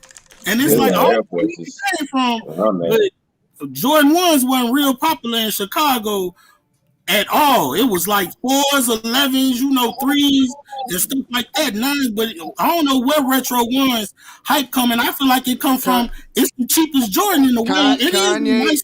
Kanye and that price. The Kanye and the price. Yeah. Kanye was rocking the Breads and the Royals back when they dropped in 2013. Oh yeah, I remember that. Yeah, that motherfucker was hard. You might get there because I don't know where the retro one started. That's where it started, and that's where it fucking went. You remember when Kanye was talking? Anything he was touching was gold back then. Remember he wore the Air Max. He wore the fly knits, and those joints sold out. Yeah, bro. the fly knits, the Air Max 90s, the red ones, the all red joints. Yes, Air Max 90. Those joints were sitting on shelves too, and then as soon as he wore them bitches was sold out. Bull was talking about that shit all the time. On Soul Links on like Twitter, they reposted a shoe that Kanye wore in like 2014. It was the Adidas. It was like the all black ones. Those shits are sitting. Like back then, those things were flying like crazy. Everybody wanted them. The resale was off the charts. And then now that he hasn't wore them in a while, everybody wants them. And a perfect example is like the Court Purples, when he was like, oh, screw Adidas, I'm over the Court Purples. And those things were like, what, $290? Now they're up to like almost $400. Yeah, it's ridiculous. Yeah, I remember the Zaya was talking about it when Travis Scott wore the Stussy Dunks and them shits fucking flew. The Stussy Dunk lows that he copped a pair of them. It was like maybe going for $300, but once he wore them or some shit, they went up like fucking $500 to $800. So let me ask you this question, Tony, for somebody that's been in true adventure like you have. What makes you pay? What makes you go out your rim and pay $1,000 for shoes now that you have touched so many shoes, been around so many shoes, and I ain't talking about just the limited. What makes you want that bad to make you willing to pay that toll? Big baby, I ain't spent $1,000 on shoes ever. I'm just asking, like, okay, I don't know if you have, but I'm just asking, like, the most you spent $1,000 on shoes. The most I ever spent was maybe like $680 or some shit like that. Ooh, that pussy popping on a handstand. CJ Lee, man. Chunk dunk to pump dump and bro got my blood pressure up. Chunk dunk to pump dump and bro got my blood pressure up. I guess that's like some bars from CJ Lee, man. Salute to my brother CJ Lee for the $2 in the super chat, man. Yeah, I don't know. I don't know what the fuck. I don't, man. Look, if I'm spending $1,000, I'm about to go get me some motherfucking designer shit, man. Fuck all that shit. I mean, but to relate back to his question, what made you want to go spend damn near $700 for some shoes? Guys. Nah, because hey, DNA, I'm gonna get you in. I'm about to get you in, brother. The reason why I spent the $680, right, for this shoe, and that shoe was the Off-White Vapor Max, the second edition, is because I missed out on the first one. I saw how much it went up for, and then I was offered it for $680, and I was like, if I don't get this shoe now, I'll never get it. And I really just wanted that shoe. I wanted to get it, so I spent it. And let me see how much that motherfucker going for now. You know what's crazy? I remember when the Chicago came out, like when I was in high school, and them motherfuckers, as soon as they came out, they were going for $350. And I remember watching a Bullet RC video, and he was like, people were cracking heads for this shoe. And that was for $350. Now, bruh, you can't even see them joints. Yeah. Bruh, they're going for $990. I was able to hit on the Off-White Blazer, right? That shoe was like the first one ever dropped. It was like a fucking basic. I remember them bitches were selling for $500 to $600, like maybe a couple, like a months after. Them shits are going for, oh my god, them bitches are going for $2,000 right now, bro. Who can fucking afford that? Hey, hold on, Tony. So wait a minute. So let me ask you this question. All right. Are you wearing? I was about to say, I noticed you guys haven't mentioned the documentary yet either. Wait, hold on. What did you say, Yonsei? Are these collectible items, or are you on feet? I mean, I put them bitches on feet, but like Yonsei, look, you gotta understand something with me. I don't do this shit. So when I spend $600, it's kind of like taking a vacation. Like, bro, I'm gonna goddamn enjoy me some Off-White for once. You feel me? I don't do this shit every goddamn year. You feel me? Right. So it's like I've been working like all year, and I want to goddamn go out to eat at the best restaurant in Atlanta for one time. You feel me? That's how that shit was. Smart. This smart as fuck, bro. That's why I fuck with Tom. This nigga smart. That nigga ain't just about to blow his brain, even though it's an illusion he got it. Yeah, because I feel like it's just I don't know how it come to this. This is for older sneakerheads, maybe not these newer sneakerheads. It's just like I don't know what drives you to buy a Jordan at this state. If you've been wearing Jordans and buying Jordans at this point for however many years, that will make you pay a lot of money for an Air Jordan. Yo, I honestly feel like it's just got to be. I need this to feel some type of way at a point. Yo, we got too many people in this motherfucker, man. This shit's full. Got 10 people in the motherfucking bitch waiting. Hey, I'm about to dip out. Yeah, I'm about to dip out.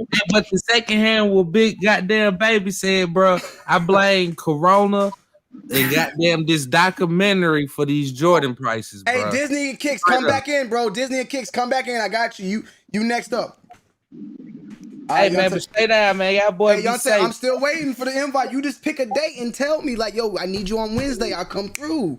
That's all I need. Man, matter of fact, what I'm gonna do, Tony, I'm gonna say, Ooh, that pussy what I popping wanted on to the add, handstand. I got you, Christian. Hold on, Christian. You better I wanted talk. to add. Hold on, Christian. Hold on. Oh shit. I'm gonna let you talk because you've been cut off a lot. Michael P Yeah, is I'm at about to dip $4.99 out. now. Hey, Tony, I'm gonna set the interview up for this week. I'm gonna get my questioners, man. We're gonna have a big one, man. Salute All right, to brother. everybody in the chat. All right. Bless up, my brother. All right.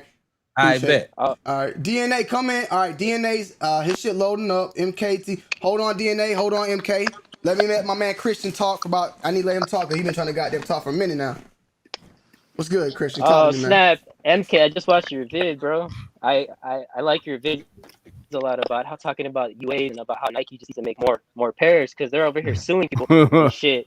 Can y'all hear me? Hit that But like they're being motherfucking like retarded. They're button. Yeah, losing we out hear on you. money. We hear you. But We hear you. what I want Hit that motherfucking yeah. like button. Go ahead. Go ahead, Chris. Hey, what's up, DNA show? But my bad. So the What's up, sneaker bro? culture out here in LA has changed a lot because you know it's a little bit different. But now all of a sudden, ever since the documentary, I think that was just like the explosion, like the big explosion that had happened here. That What everyone's starting documentary? to What documentary? yeah. Talking about the Jordans net. and everything. What Like, when you documentary, go out, Christian? you start for me. I don't know for me because I the Last Dance. Oh, okay. There wasn't shit to watch in He's the delayed. pandemic. You get me? So a bunch of people that never watched basketball or something, they were like, "Oh, I know who Michael Jordan is, so we're gonna go ahead and watch this documentary." Then all of a sudden, you get a bunch of people, especially people that I've known, never liked basketball. All of a sudden, are all Ooh, into that shoes pussy and into the popping Hold on, on we the got another donation. handstand. Got another dono. people that Motherfuckers are donating these goddamn stickers, man. What is up with these motherfucking stickers right now, man? We got UKicks GA. UKicks GA has donated a $20 motherfucking dollars in this bit. What you mean you inviting guys but you not inviting me? What you mean? Salute to motherfucking Mike Pena for the $4.99, and salute to my brother Christopher L for the motherfucking $5 from the Cash App as well. For you top 3 sneaker YouTubers, you not number 3 or 2. Damn, I appreciate that, brother. Thank you, Chris. My bad, Christian. Keep going. Sorry for cutting you off so much. no worries, bro. No worries, bro. But yeah, it's just like people that I've known like my entire life, all of a sudden start selling shoes. I'm like, when have you been kind of into shoes? You know, I've been very picky because ever since I was little, like my first pair of Jordans were the Jordan 4s Military Blues. And I think I got those when I was 3. Those. So I'm 22 now. But yeah, so I was like, yeah, I need those for sure when they come out. But I don't think I'm gonna get them now because of the amount of popularity and everything. And I've been waiting for those for years. And I don't know, it's kind of hard too because a lot of YouTubers really talk about the price of the shoe and like the value of how much it's gonna go up rather than appreciating the shoe. And I noticed in your guys' YouTube channels, you guys really appreciate the shoes. And you guys don't really talk about, oh, this is gonna be going up in price. You know, buy them, grab as many pairs as you can. There's a lot of other YouTubers that do that and influence people to do that. And I just feel like that's something that just needs to be talked about. Especially for Kobe's when they're like, don't sell Kobe's, and then it's something new for me at least, and it's something I'm talking about new as in I gotta remind myself. But before 2-3 years ago, I would do my reviews. Something new is added to my reviews now that the people ask in the comments. Yo, how available are they gonna be? I never thought about that. I just do my reviews and talk about the shoe and keep it moving because I'm thinking everybody can get it. But nowadays, people want to know how available is it gonna be? How limited are they? And I don't even fucking be knowing those questions because, I mean, only the way I can base it upon is how much the stores that I know or how many pairs they getting. But that's a whole new like checklist on me for me. Like I gotta fulfill now. Like I gotta make sure I try it on foot, tell people how they feel on feet, talk about the shoe and the materials, talk about my thoughts and opinions, and then I have to add in the availability. That's another check mark that I gotta add. And that's new, like, cause I forget it sometimes. I don't even mention it. People be like, yo, he didn't even tell me how, you know, are these gonna be hard to get, or should I get them now or get them after? Like, that's a whole new fucking thing, man. But nobody really knows the answers to something like They that. don't. They don't. Except Nike.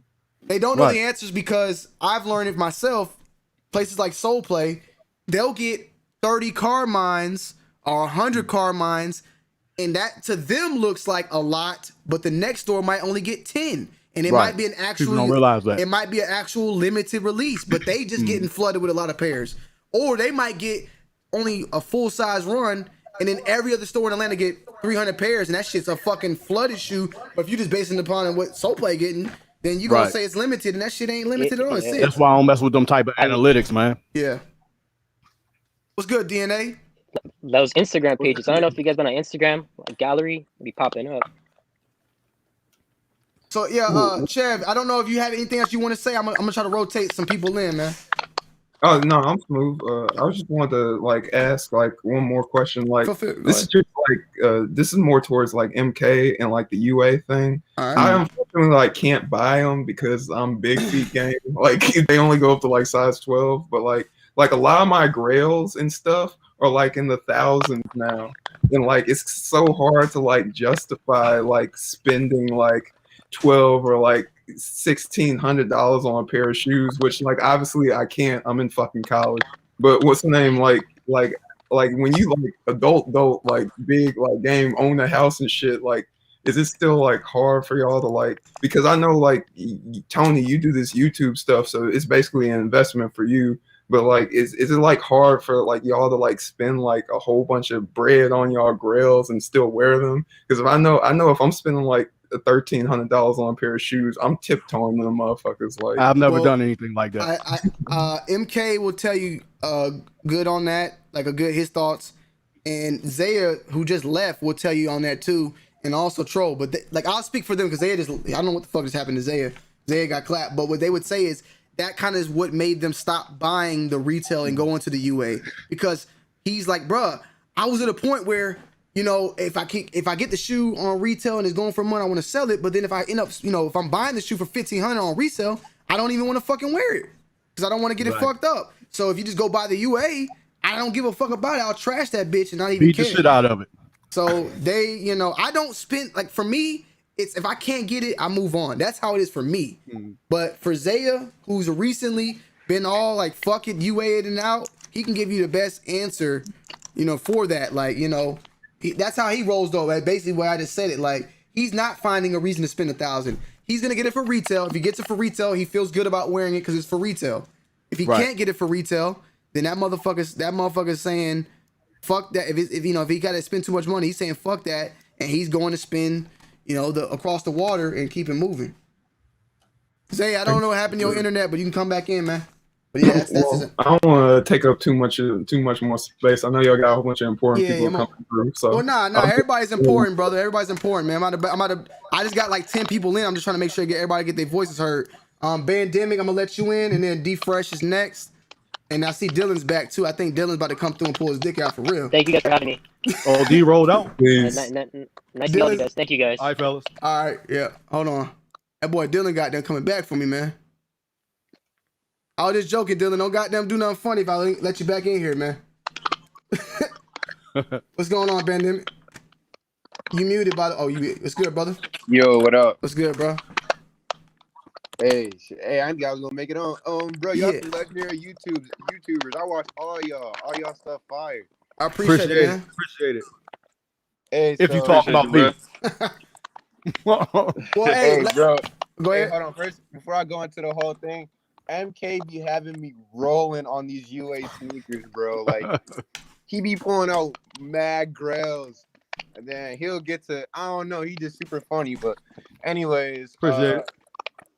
Man, how I feel on the sneaker culture, I don't know what this new sneaker culture is, man. I've been rocking ones and all that since the start. That's my favorite silhouette. It didn't turn into reselling and bots and people buying shoes for racks and 600s. I'm like, bro, we in a pandemic. How was you even affording this right now?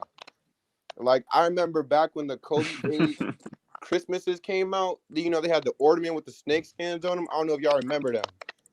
But I entered in a raffle, got them mugs, and I remember like the LeBron Christmases, the Kobe 8s, and a couple. Them mugs was on shelves when I went back to my local store. Now, bro, if I ever tried to touch another pair of Kobe 8s, they're gone. No raffles. There's a million bots and raffles, all sorts of stuff. Well, people capitalizing off his death. Yeah, man, it's weird. And then sneakers, like I never used to do this. That's what kind of pushed me away from creating Kobe content in general. Yeah, like I don't know, it's super weird, but I don't think I blame y'all too much for how the sneaker culture went, because I feel like, you know, y'all was just doing y'all thing. It's I don't know where this hype came from. It's ridiculous. Like I just remember Only a couple of kids in my school really rocked with sneakers and was into them. Something popped off to where bots and resellers and $600 for a pair of Air Jordan 1s. I'm like, bro, I can't even get ones no more. Like, what's going on? It's Nike fault. I want to speak a little bit about the price of sneakers and justifying that because I definitely fall into that category of buying expensive sneakers. And when I first started collecting back in 2007, 2006 was when I first started heavily collecting sneakers. It was like having PEs were grails at the time, and living here in Oregon was like a thing where you had access to.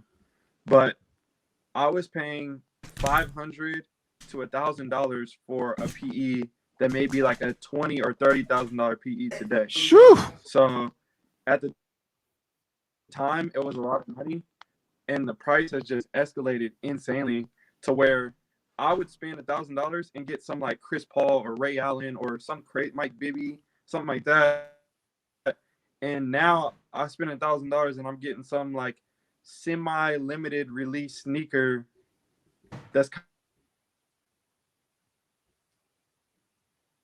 Damn, audio cutting out.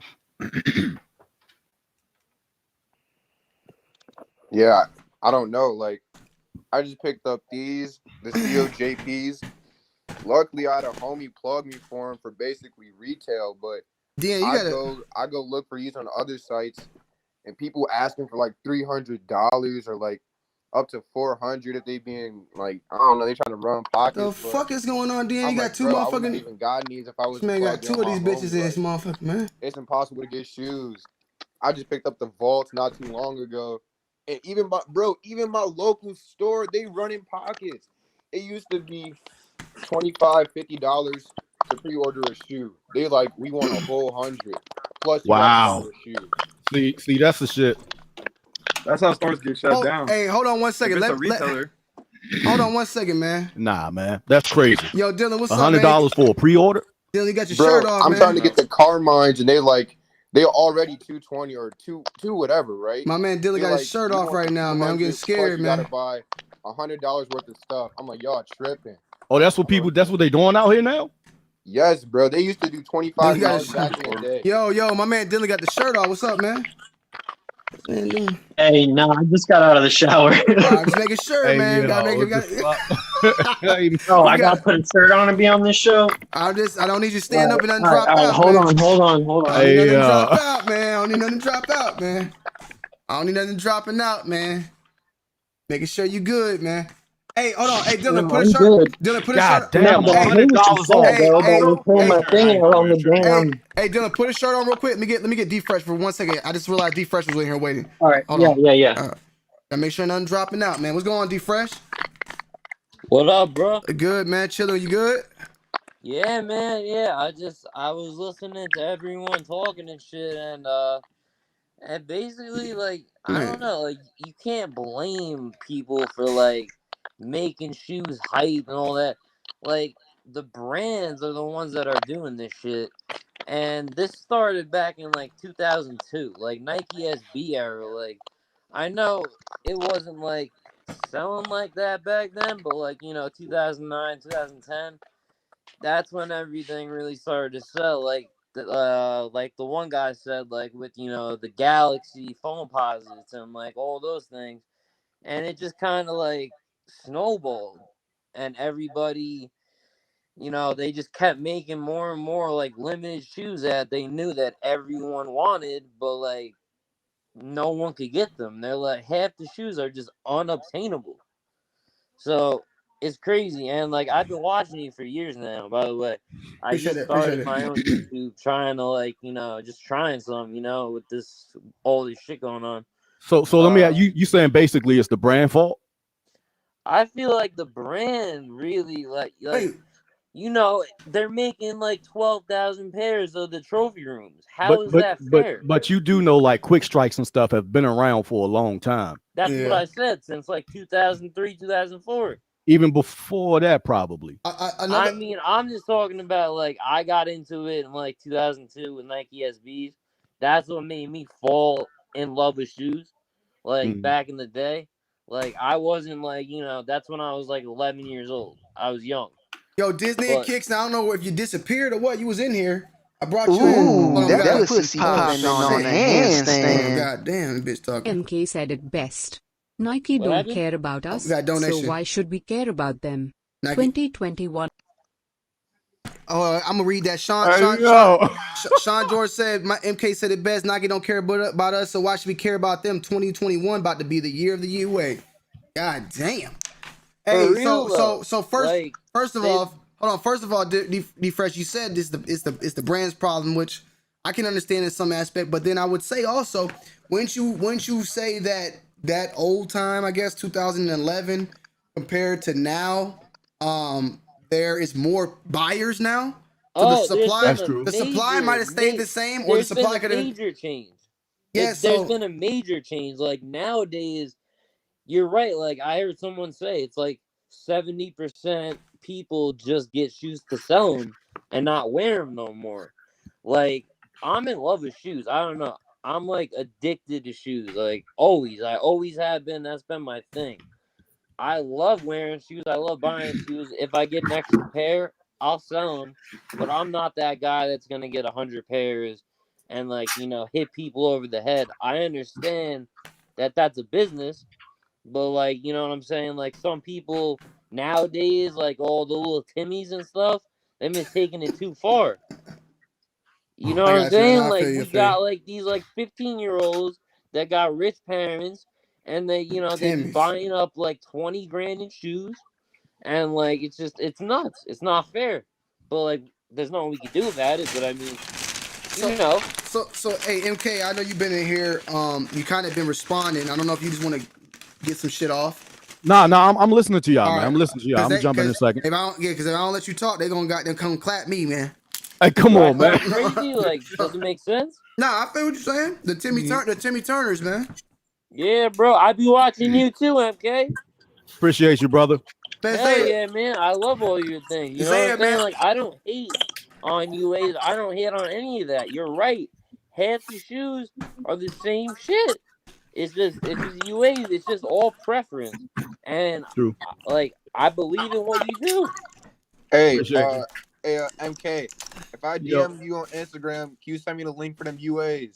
Hey, Zaya, I'm about to let you. Zaya, I wanted you to speak. Got a whole bunch of DMs, man. Zaya, get back up in here, man. Hit me on one of my picks. I told you to send me the links. You didn't respond on the comments. You gotta hit me on one of the links, man. I got so many people asking the same question, man. You gotta be I know. Zaya, where you at, Zaya? I'm about to ask you a question, man. Get your head back in here, man. Hey, we got 484 y'all in here. Hit that motherfucking like button, man. It's free.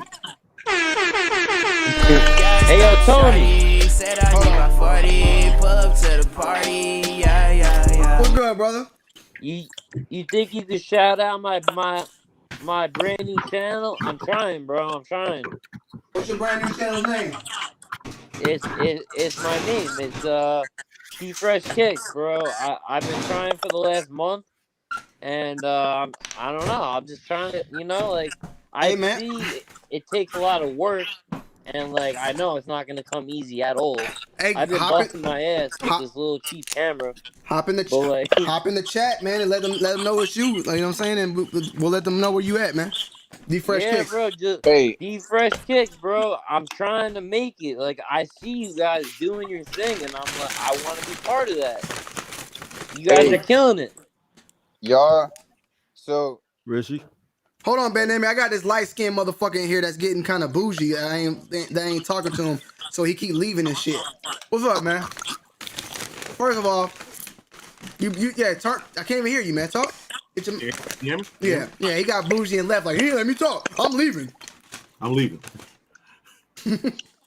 We just lose. We just left some. Oh, we just lose. Oh, DNA this show. man DNA got the one of the best setups and came and get his internet working, man. So look, Zaya, before you even go, I thought about this, and I thought about us. I thought about Solar Exchange. I thought about the thoughts you had. I thought about sneaker cons that you went to. I thought about all that shit, and that's why I was thinking, like, did we kind of start that? You know what I'm saying? So I want to hear you. You was there, Zaya. You're there. You're there with me. Like we're side by side. Like, what you thinking?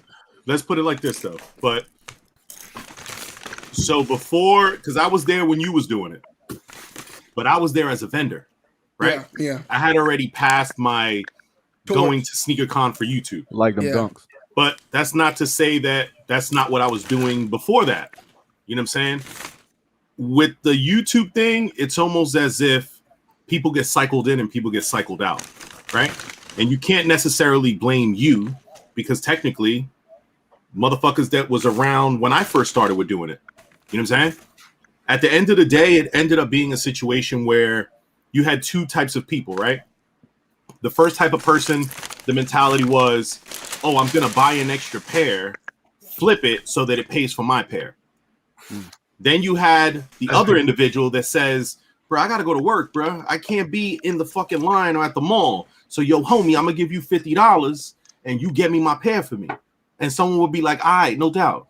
That's really where it started from. And it escalated after that. I done held you down, light skin. Look, at the end of the day, look, hold on.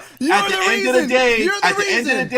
end of the day, everyone has played at least a little bit of role in this, man. Zaya is the if fucking... you ever resold a sneaker, even if it's $5 over, bro, you played a role in it, man. That's how my business started. If you tried to help a homie and say, yo, throw me a couple dollars, later on, when you can't help that homie, what do you think he does? He goes and finds someone else that could do it for $50. So little by little, everybody has contributed a little bit. I've been in here for 2 hours almost, and it's finally hit me. It's Zaya's fault. My fault. What's my fault? Nah, D. Listen, D.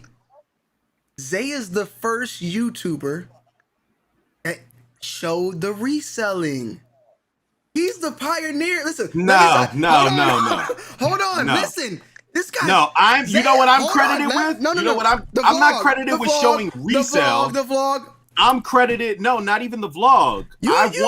You're pioneer. I'm credited for the out of controlness of the bots.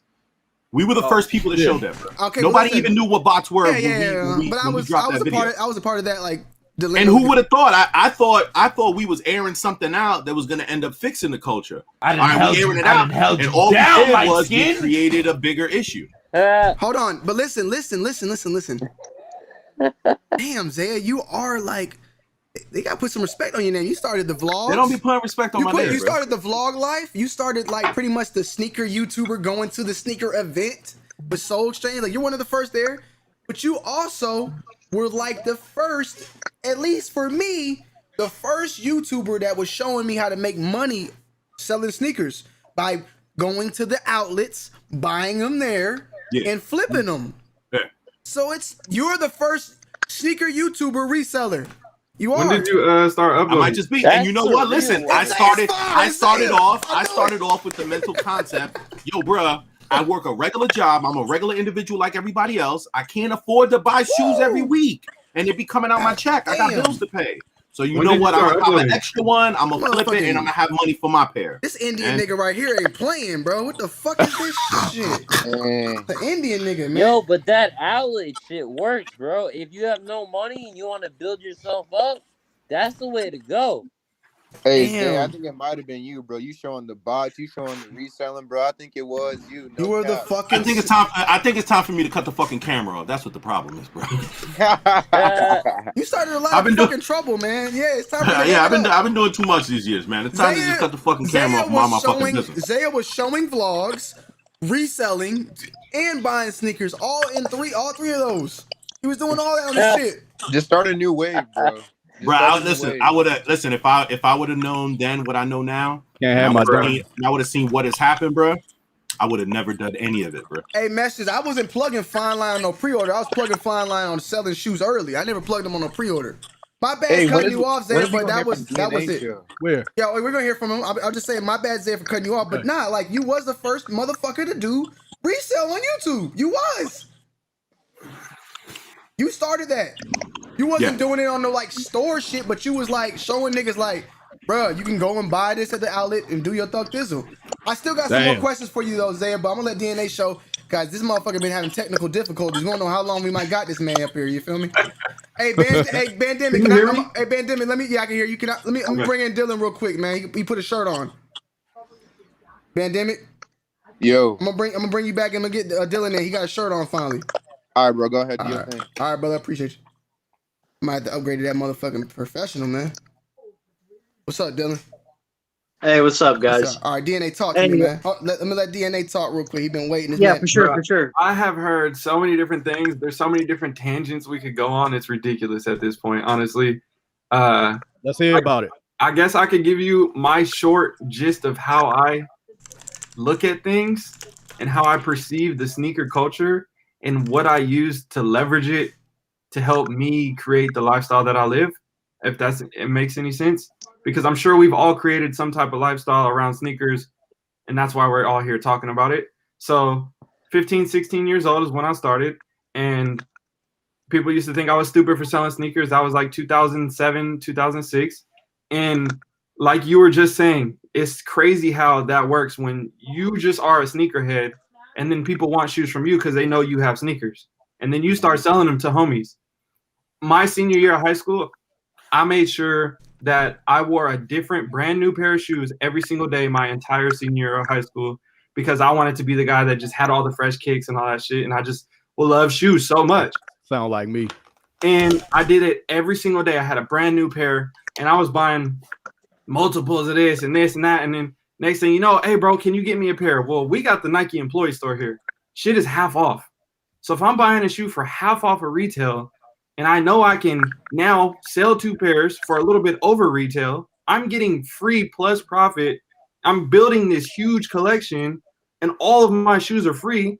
And then my parents are teaching me like, well, if you're doing something with this and you know that there's value, leverage that to then get something later in life. If you want to get a car, a home, whatever it is.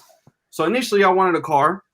Then that snapped out of my head real quick. And it became, I'm going to build a sneaker empire. I want to buy multiple homes. I want to have this real estate empire. DNA, quick question for you, because I think Bandemic or maybe Chev asked it earlier, and you would be able to.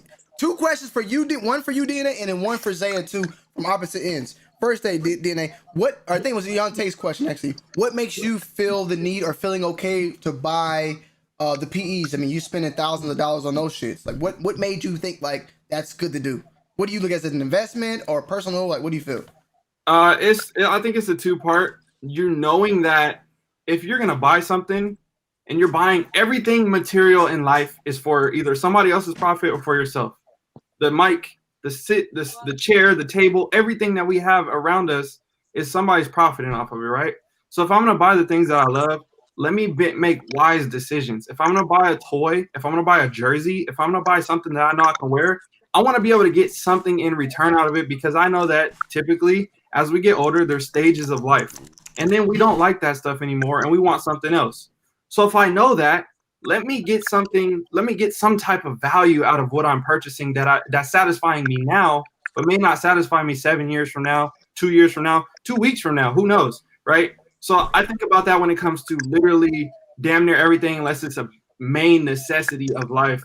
So when it comes to sneakers, I want to buy sneakers of value. I want to be able to wear them and know that after I wear them, I can still get something out of this if I don't like it no more, or I'm ready to make a down payment on a home and I'm about to liquidate my collection a little bit because I know that's going to make me more money in return. So I do see my collection as an investment. It's a savings account with a higher return than your normal savings account that you're going to get at a bank. Yo, D, you sound like Manny, what's his name? Koshman, the one that buys all those supercars and all that stuff because he knows that it's going to appreciate. Right. Like, for real, like, honestly, you got a crazy setup. Like, I'm starting from the fucking ground. I got none. Like, I got no background look or anything. Like, but you're going to be there, bro. And that's the best part about it. Like, we all had to start somewhere. I started somewhere. You're starting somewhere. And that's okay because people like us really want to help you. So much. Like, I love watching it. Like, it, like, makes me want to do better so much. Like, watching you, Tony, all the people, even MK, like, everybody, like, it just, it like, inspires me to want to do better. You know? I appreciate it. To make money out of what you're doing too. Like, you know what I'm saying? It's not only about like, I want this, I want that. You gotta be getting things that are gonna event, or unless you have like a crazy job, like Mhm. you want to get things that are gonna like either appreciate, stay the same value. So it's like a stock, but it's not like, you know what Right. I'm saying? Like that's good. I call That is myself why a you have profitable houses, bro. hobbyist. That's why you have houses. Hey, D Fresh, we about to. I'm gonna bring someone else in real quick. I don't know if you had any final words, real quick. I got my man Dre Jungle's about to pull up in here real quick. Yeah, man. Just if anyone's out there, just follow my new YouTube, D Fresh Kick, bro. I'm trying really hard, man. Put it in the chat. Put it in the chat. I appreciate it. All right, brother. Yep. All right, dude. So DNA. Mm-hmm. You don't buy the shoes for the love. You just buy it for the value that you're going to gain later. Is And what you're saying? that's the common misconception right there. I don't like all the shoes. People are still mad at me that I hate the shattered backboards. For some reason, I'm not that big of a that pussy we got like what you like, man. It's all good. We got that dono. Honestly, to answer your question, like Jordan videos or any of that type of stuff, none of it's really that hype, man. It's all just goddamn. We got donation real quick, man. Jay Grizzly got them DNA, donated. I don't think. Did you finish talking? Wait. Oh shit. Am I I don't know. muted? Go ahead. Yo, can y'all hear me? No, I asked you. Did you buy your shoes? Do you buy the shoes for the love, niggas or can't you hear just me, looking goddamn. for some value later Can't hear you, on? Tom. Oh, y'all out of your can't. sneakers? Yo. So is that your primary goal? You niggas can't hear me, goddamn. The fuck going on in this bit, man? My shit muted or something? Fuck. Yo. because I know I have 4 or 5 pairs of this, y'all hear me? and I can beat this pair up and wear another pair and continue to These wear niggas my can't hear me, favorite bro. price commit threes and whatever sneaker this is that I wear. Y'all hear me? Can y'all hear me? But at the end of the day, there are definitely sneakers that I know. Hold on, man. You know too. I feel like a lot of people know. I love this sneaker. I appreciate this sneaker, but I know there is a higher purpose for this sneaker. Oh. And I want to have it in my collection. I understand that. And there's shoes that I literally may have for years and forget about. Pull it out and be like, bruh, I'm so glad I still got this shoe. Hey, can y'all hear me? I don't plan on selling it anytime soon. Yeah, a little bit. When the day comes, I'm ready to let it go if I know it's going to be better for my life and my future. Hey, hold on. Wait. Can y'all hear me normal? Or am I low? Yeah, I can hear you normal now. Yeah. Oh, okay. My bad, Dylan. I was trying to goddamn talk. I had my shit muted. I was trying to. We had a donation come through from Jay. Yo, Tony, put some respect on the goddamn donation, bro. You out here looking like a fucking amateur, man. That's what I was trying to do. I was trying to do that. I was talking and screaming, telling y'all to shut the fuck up real quick. Ooh, hold that on, man. pussy popping Jay on Grizzly the kicks, handstand. man. God damn. You can't rely on these shoes to hold value. 5 years from now, things could be completely different. Sneakers can't be an investment, sorry. I agree and I can't agree, man. Look, we like You talking about with DNA? No, well, yeah, I guess he's saying with the investment part, but like, bro, everything right now, that shit going. Everything right now is going good, man. So I will put I'd bet on shit to do well than not do well right now at this point. I know that I've been collecting shoes for about 15 years, and I've seen all different types of ways of collecting and the way the market has moved and all different types of things. And when you buy what you love, at the end of the day, if you still love that shoe, you're fine if you take the L because you still love the shoe. DNA, right now, the sneaker market with the resale, it's done this. It has not done this. It's not. I have never seen a shoe go up and then down and then back up. I haven't seen that. Crazy. I've seen shoes like stay low and shoot up. See shoes that might like plateau, but I've never seen a shoe go up, down, up. Now if it resale, wasn't never worth none of that to begin with. Huh? The South Beach Eights did that. Zaya, you said they were nothing and then shot up. Yeah, but then they shot back down. What's down? I feel like they wasn't even worth a damn in the last couple years, bro. What's that? What is down to you? $200-$300 or I'll what? they definitely. But what's down to you? Retail? I'm saying if a shoe goes from retail to $1,200 and then it goes down to $600 and it stays like that and it doesn't come back up until they start releasing a LeBron retros. That's up and down. I'm looking at right now. I'm just looking at based upon what StockX is saying, right? Initially, 2013, they were going for $1,200. They dropped down to $600, and now they're back up to $1,200. That's what I'm saying. Yeah, that shit happens. It's possible. That's all I'm saying. It's possible. But not overall. Not overall. Not overall, man. Not overall. It's not happening overall. Pay attention. I'm calling Tony on his shit, and he ain't taking self accountability, man. Not overall. It's not doing it. 2021, Playboy. Come on, man. Doing that overall, man. Over fucking raw, man. Overall, man. All right. Fuck up out of here, man. You kicking me out? Nah, man. So I got all the Yeezy 2s. I got the black. Hold on. MK, let me say something. Don't get fucking mad because your goddamn South Beach is lost to the Grinch 6s, bitch. Yeah, I'm still mad. I done held you down, light skin. All right, MK, my bad. Go ahead, brother. Nah, you good. I was gonna say, man, I got all the Yeezy 2s. I got the platinums, I got the solars, and I got the red joints. Yep. I don't look at them for value though. Like later on, like am I crazy for that? That pussy popping. I think so. On a We got a handstand. donation from Rich Higgins shit 2021. Bank on That's like almost 30. That's what almost 30K worth of shoes. Hold on, you can't. Eventually they will become unwearable. Drop Zayas light skin clip. Goddamn IT. Okay, you can't hold bacon on shoes so they go up in value because eventually they will become unwearable. Drop Zayas light skin clip. Goddamn. I done held you down, light skin. What you mean you inviting Kais, but you not inviting me? What you mean? You ain't shit, man. Hey, so let me tell you. Okay, let me tell you something from that Rich Higgins shit said. From a YouTuber's point of view, bro, shoes, they all got value.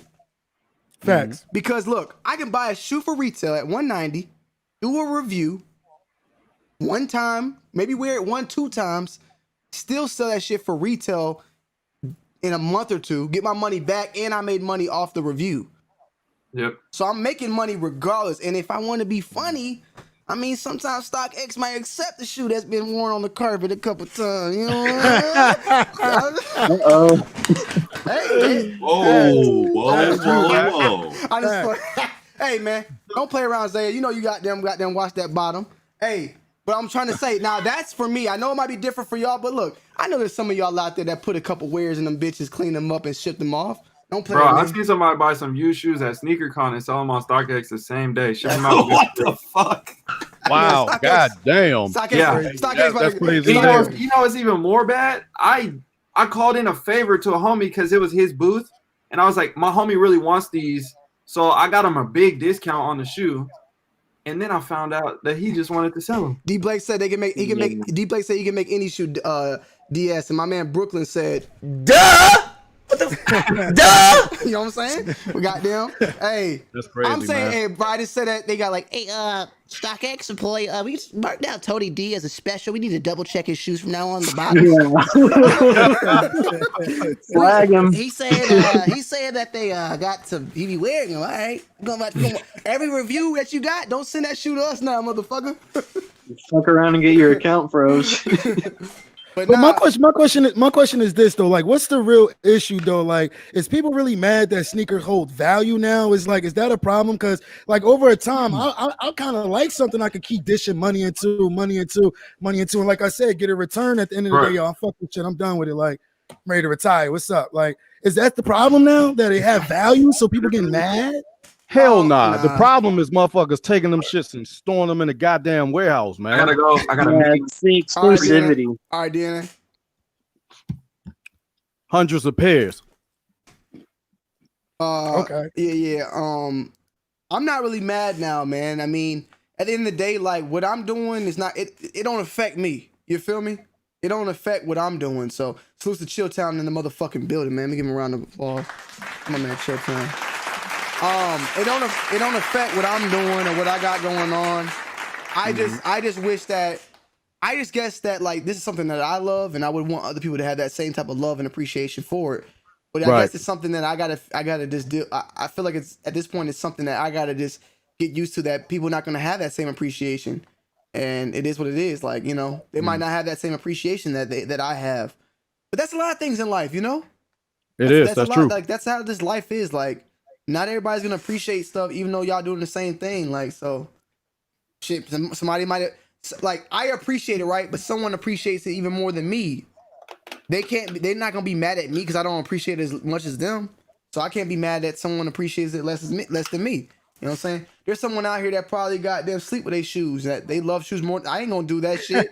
They can't be mad at me like, yo, you don't fucking sleep with your shoes. You need to sleep with your goddamn shoes. You don't love it. You know what I'm saying? Like they're not like that. So So for doing it for so long, are y'all losing the love for it? I know MK, you say you've been doing it for a minute. Tone, you've been doing it for a minute. So are y'all losing love for the shit? Because like a nigga like me, I'm just coming in and I'm just like, yo, this shit popping. What the fuck I've been at? Like, hell nah. Losing love for it?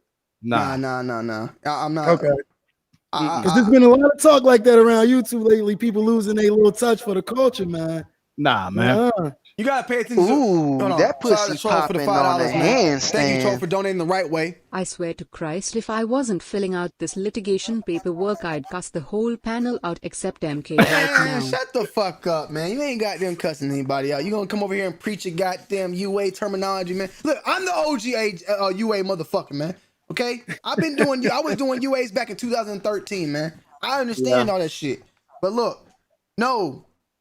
People that usually do that shit that you're talking about, Dre, is motherfuckers that couldn't do it at all. So they hate because they can't do it. MK was doing it. He decided to take another route because he didn't want to fucking spend the crazy money. You know what I'm saying? Yeah. I remember him but saying at the end of the that, day, like, I'm pretty sure my man can go buy the fucking buy a real fucking whatever he wants, but he just don't. His priorities are different. Right. That's what it is. Facts. So I feel like some people just, you got people that are like that, and you got people that can't do it, so they hate on it. You know what I'm saying? Okay. I think, I was thinking that too, man. I think a lot of people be hating on the hype beast because I'm looking around. I'm like, yo, what's the issue of being a hype beast? What's the issue of like liking expensive kicks or like liking the fire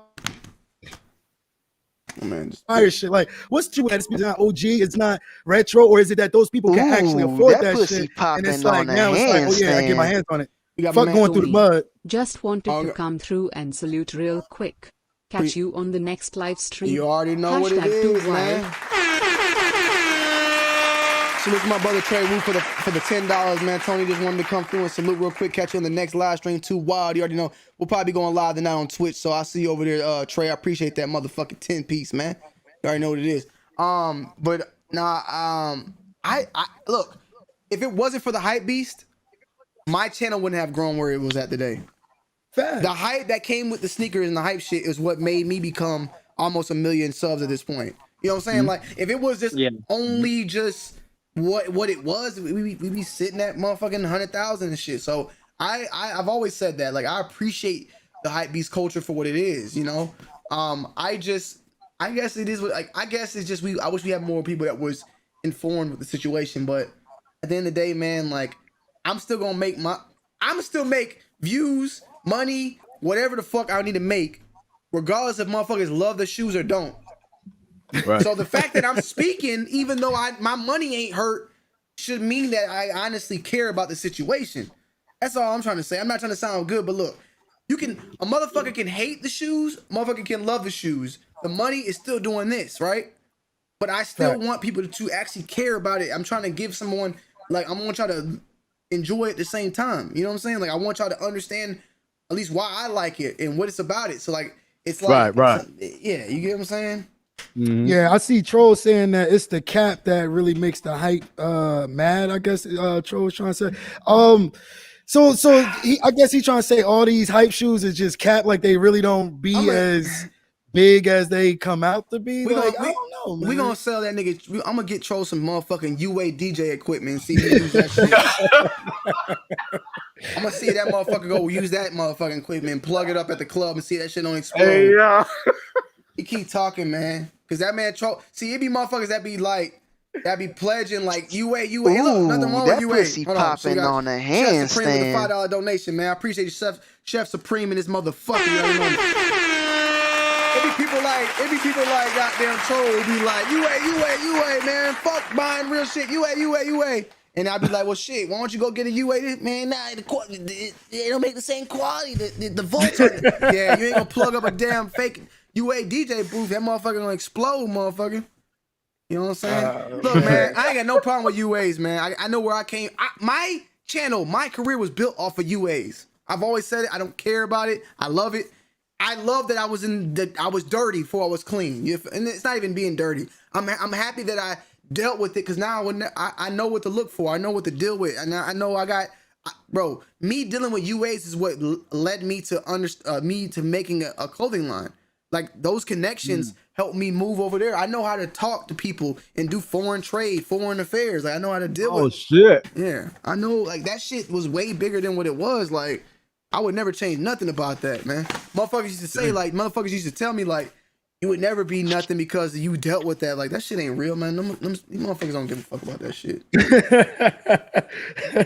Bro, where I used to cash my checks at when I was 15 years old, they used to catch the clear, what's that? The clear bathing Nates and the SpongeBob joints and all that. Hey yo, that's when that shit was terrible, man.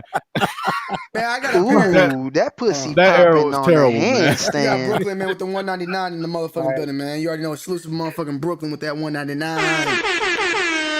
I got a pair of the fake Chucky Donkeys I bought for fun over there, man. They just motherfucking sitting, chilling and shit. Like I ain't But ashamed. see, shit like that, I would grab like that. Like I know I'm not gonna have a chance on the trophy rooms.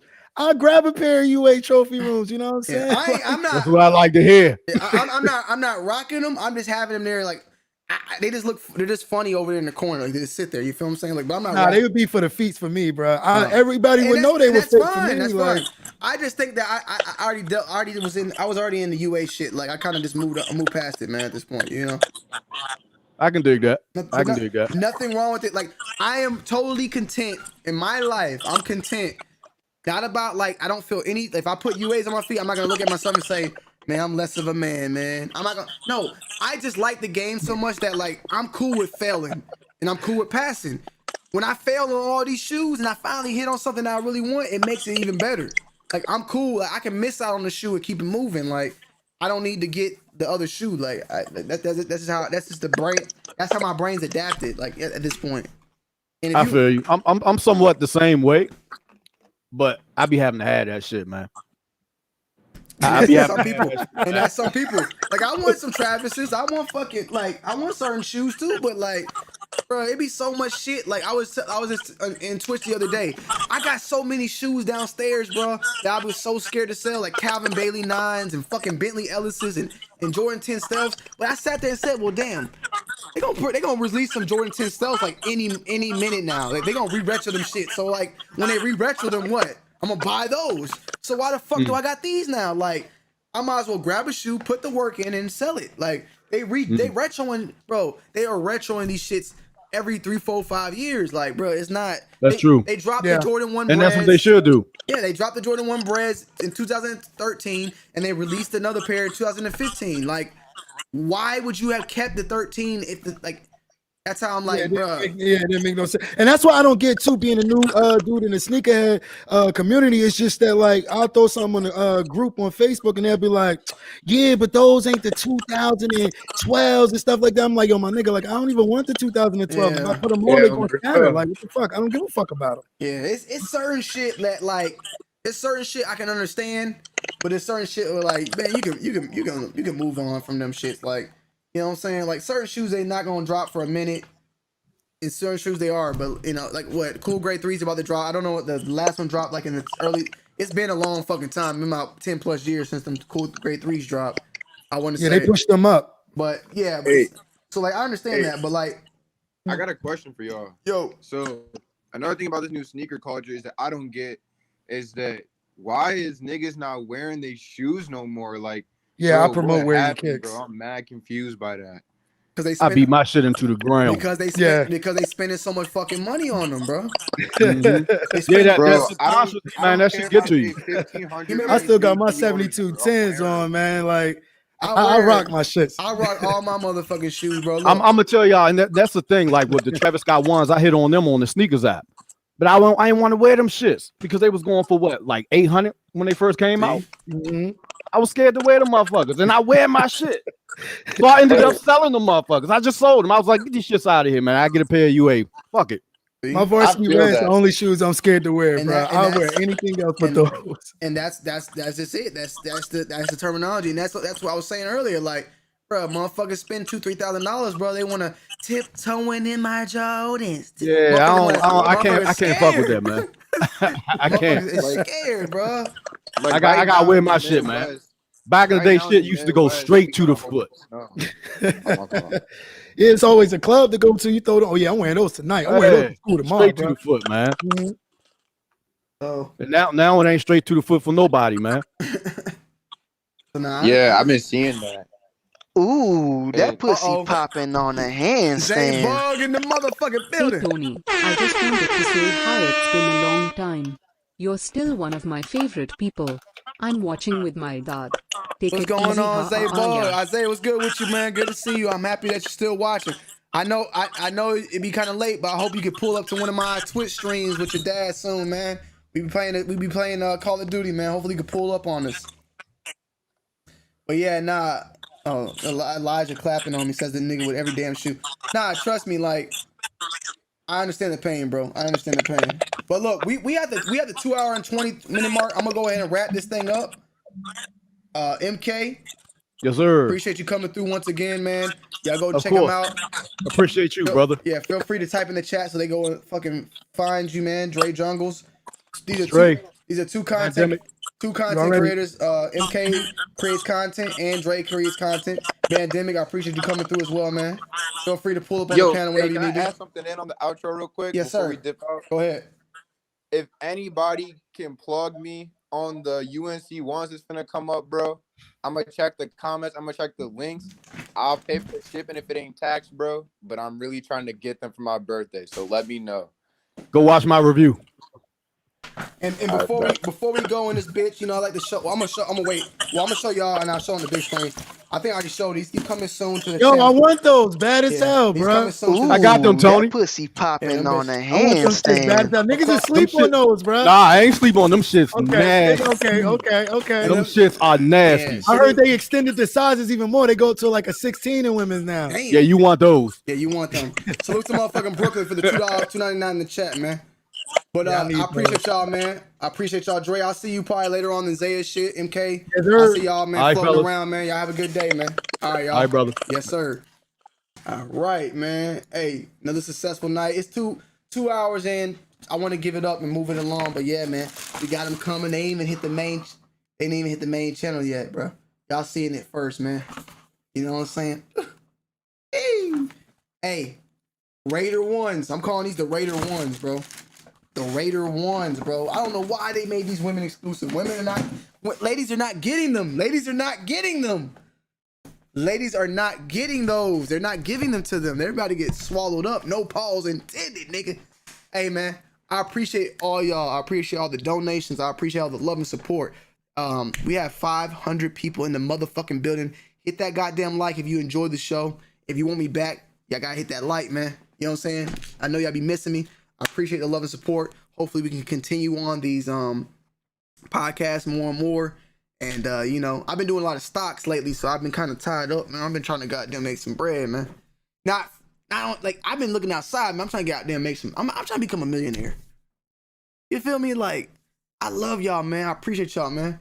Hopefully I can do some lives about some stocks pretty soon or something. I'm doing my research right now. I'm reading up, trying to learn about it. I've already been doing like the Robinhood little shit, but I'm trying to go in deeper in this shit. I'm trying to do motherfucking calls, buys, puts, all this fucking extra shit. You feel me? So I'm trying to goddamn spread the wealth, man, with y'all as well. You feel me? So I'm about to goddamn sip on this, take a shower, wash my nuts, kick it with the lady real quick, and I'll probably be back on later on the night on motherfucking Twitch. So if you want to come pull up on me on my Twitch, I'm gonna put that bitch in the chat. You goddamn follow me up. I'll drop a video probably before I go live. And if you bought any any pure sneaker cleaner, it did hit. It passed inspection, so we should be shipping out pretty soon. Man, that dog shit is gone, man. Dog is dead, bro. That was a pump and dump, man. Salutes to Dale. Salutes to E1.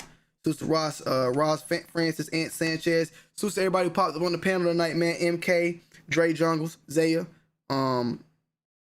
Bandemic, Kylie, Kristen, Terry, I think it was Christian Terry, Big Baby, Yante, motherfucking, trying to remember everybody's name that pulled up, man.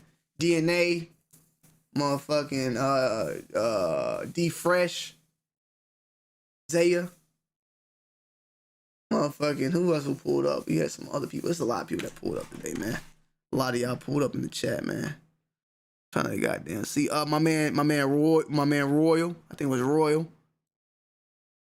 Yeah, my man Royal, my man DJ, my man Damn D, Chev. Yeah, man, we were deep off in this bitch, man. Kinston, that's what it was in Cali. And Base, Maryland, man. I appreciate all y'all, man. I'll see y'all on the next one. I'm out, man. I don't know who's going live next, but the ball's in your court, man. Yeah, man. I'm gonna smile for a little bit so that it ends perfectly, all right? I'm gonna count to 10.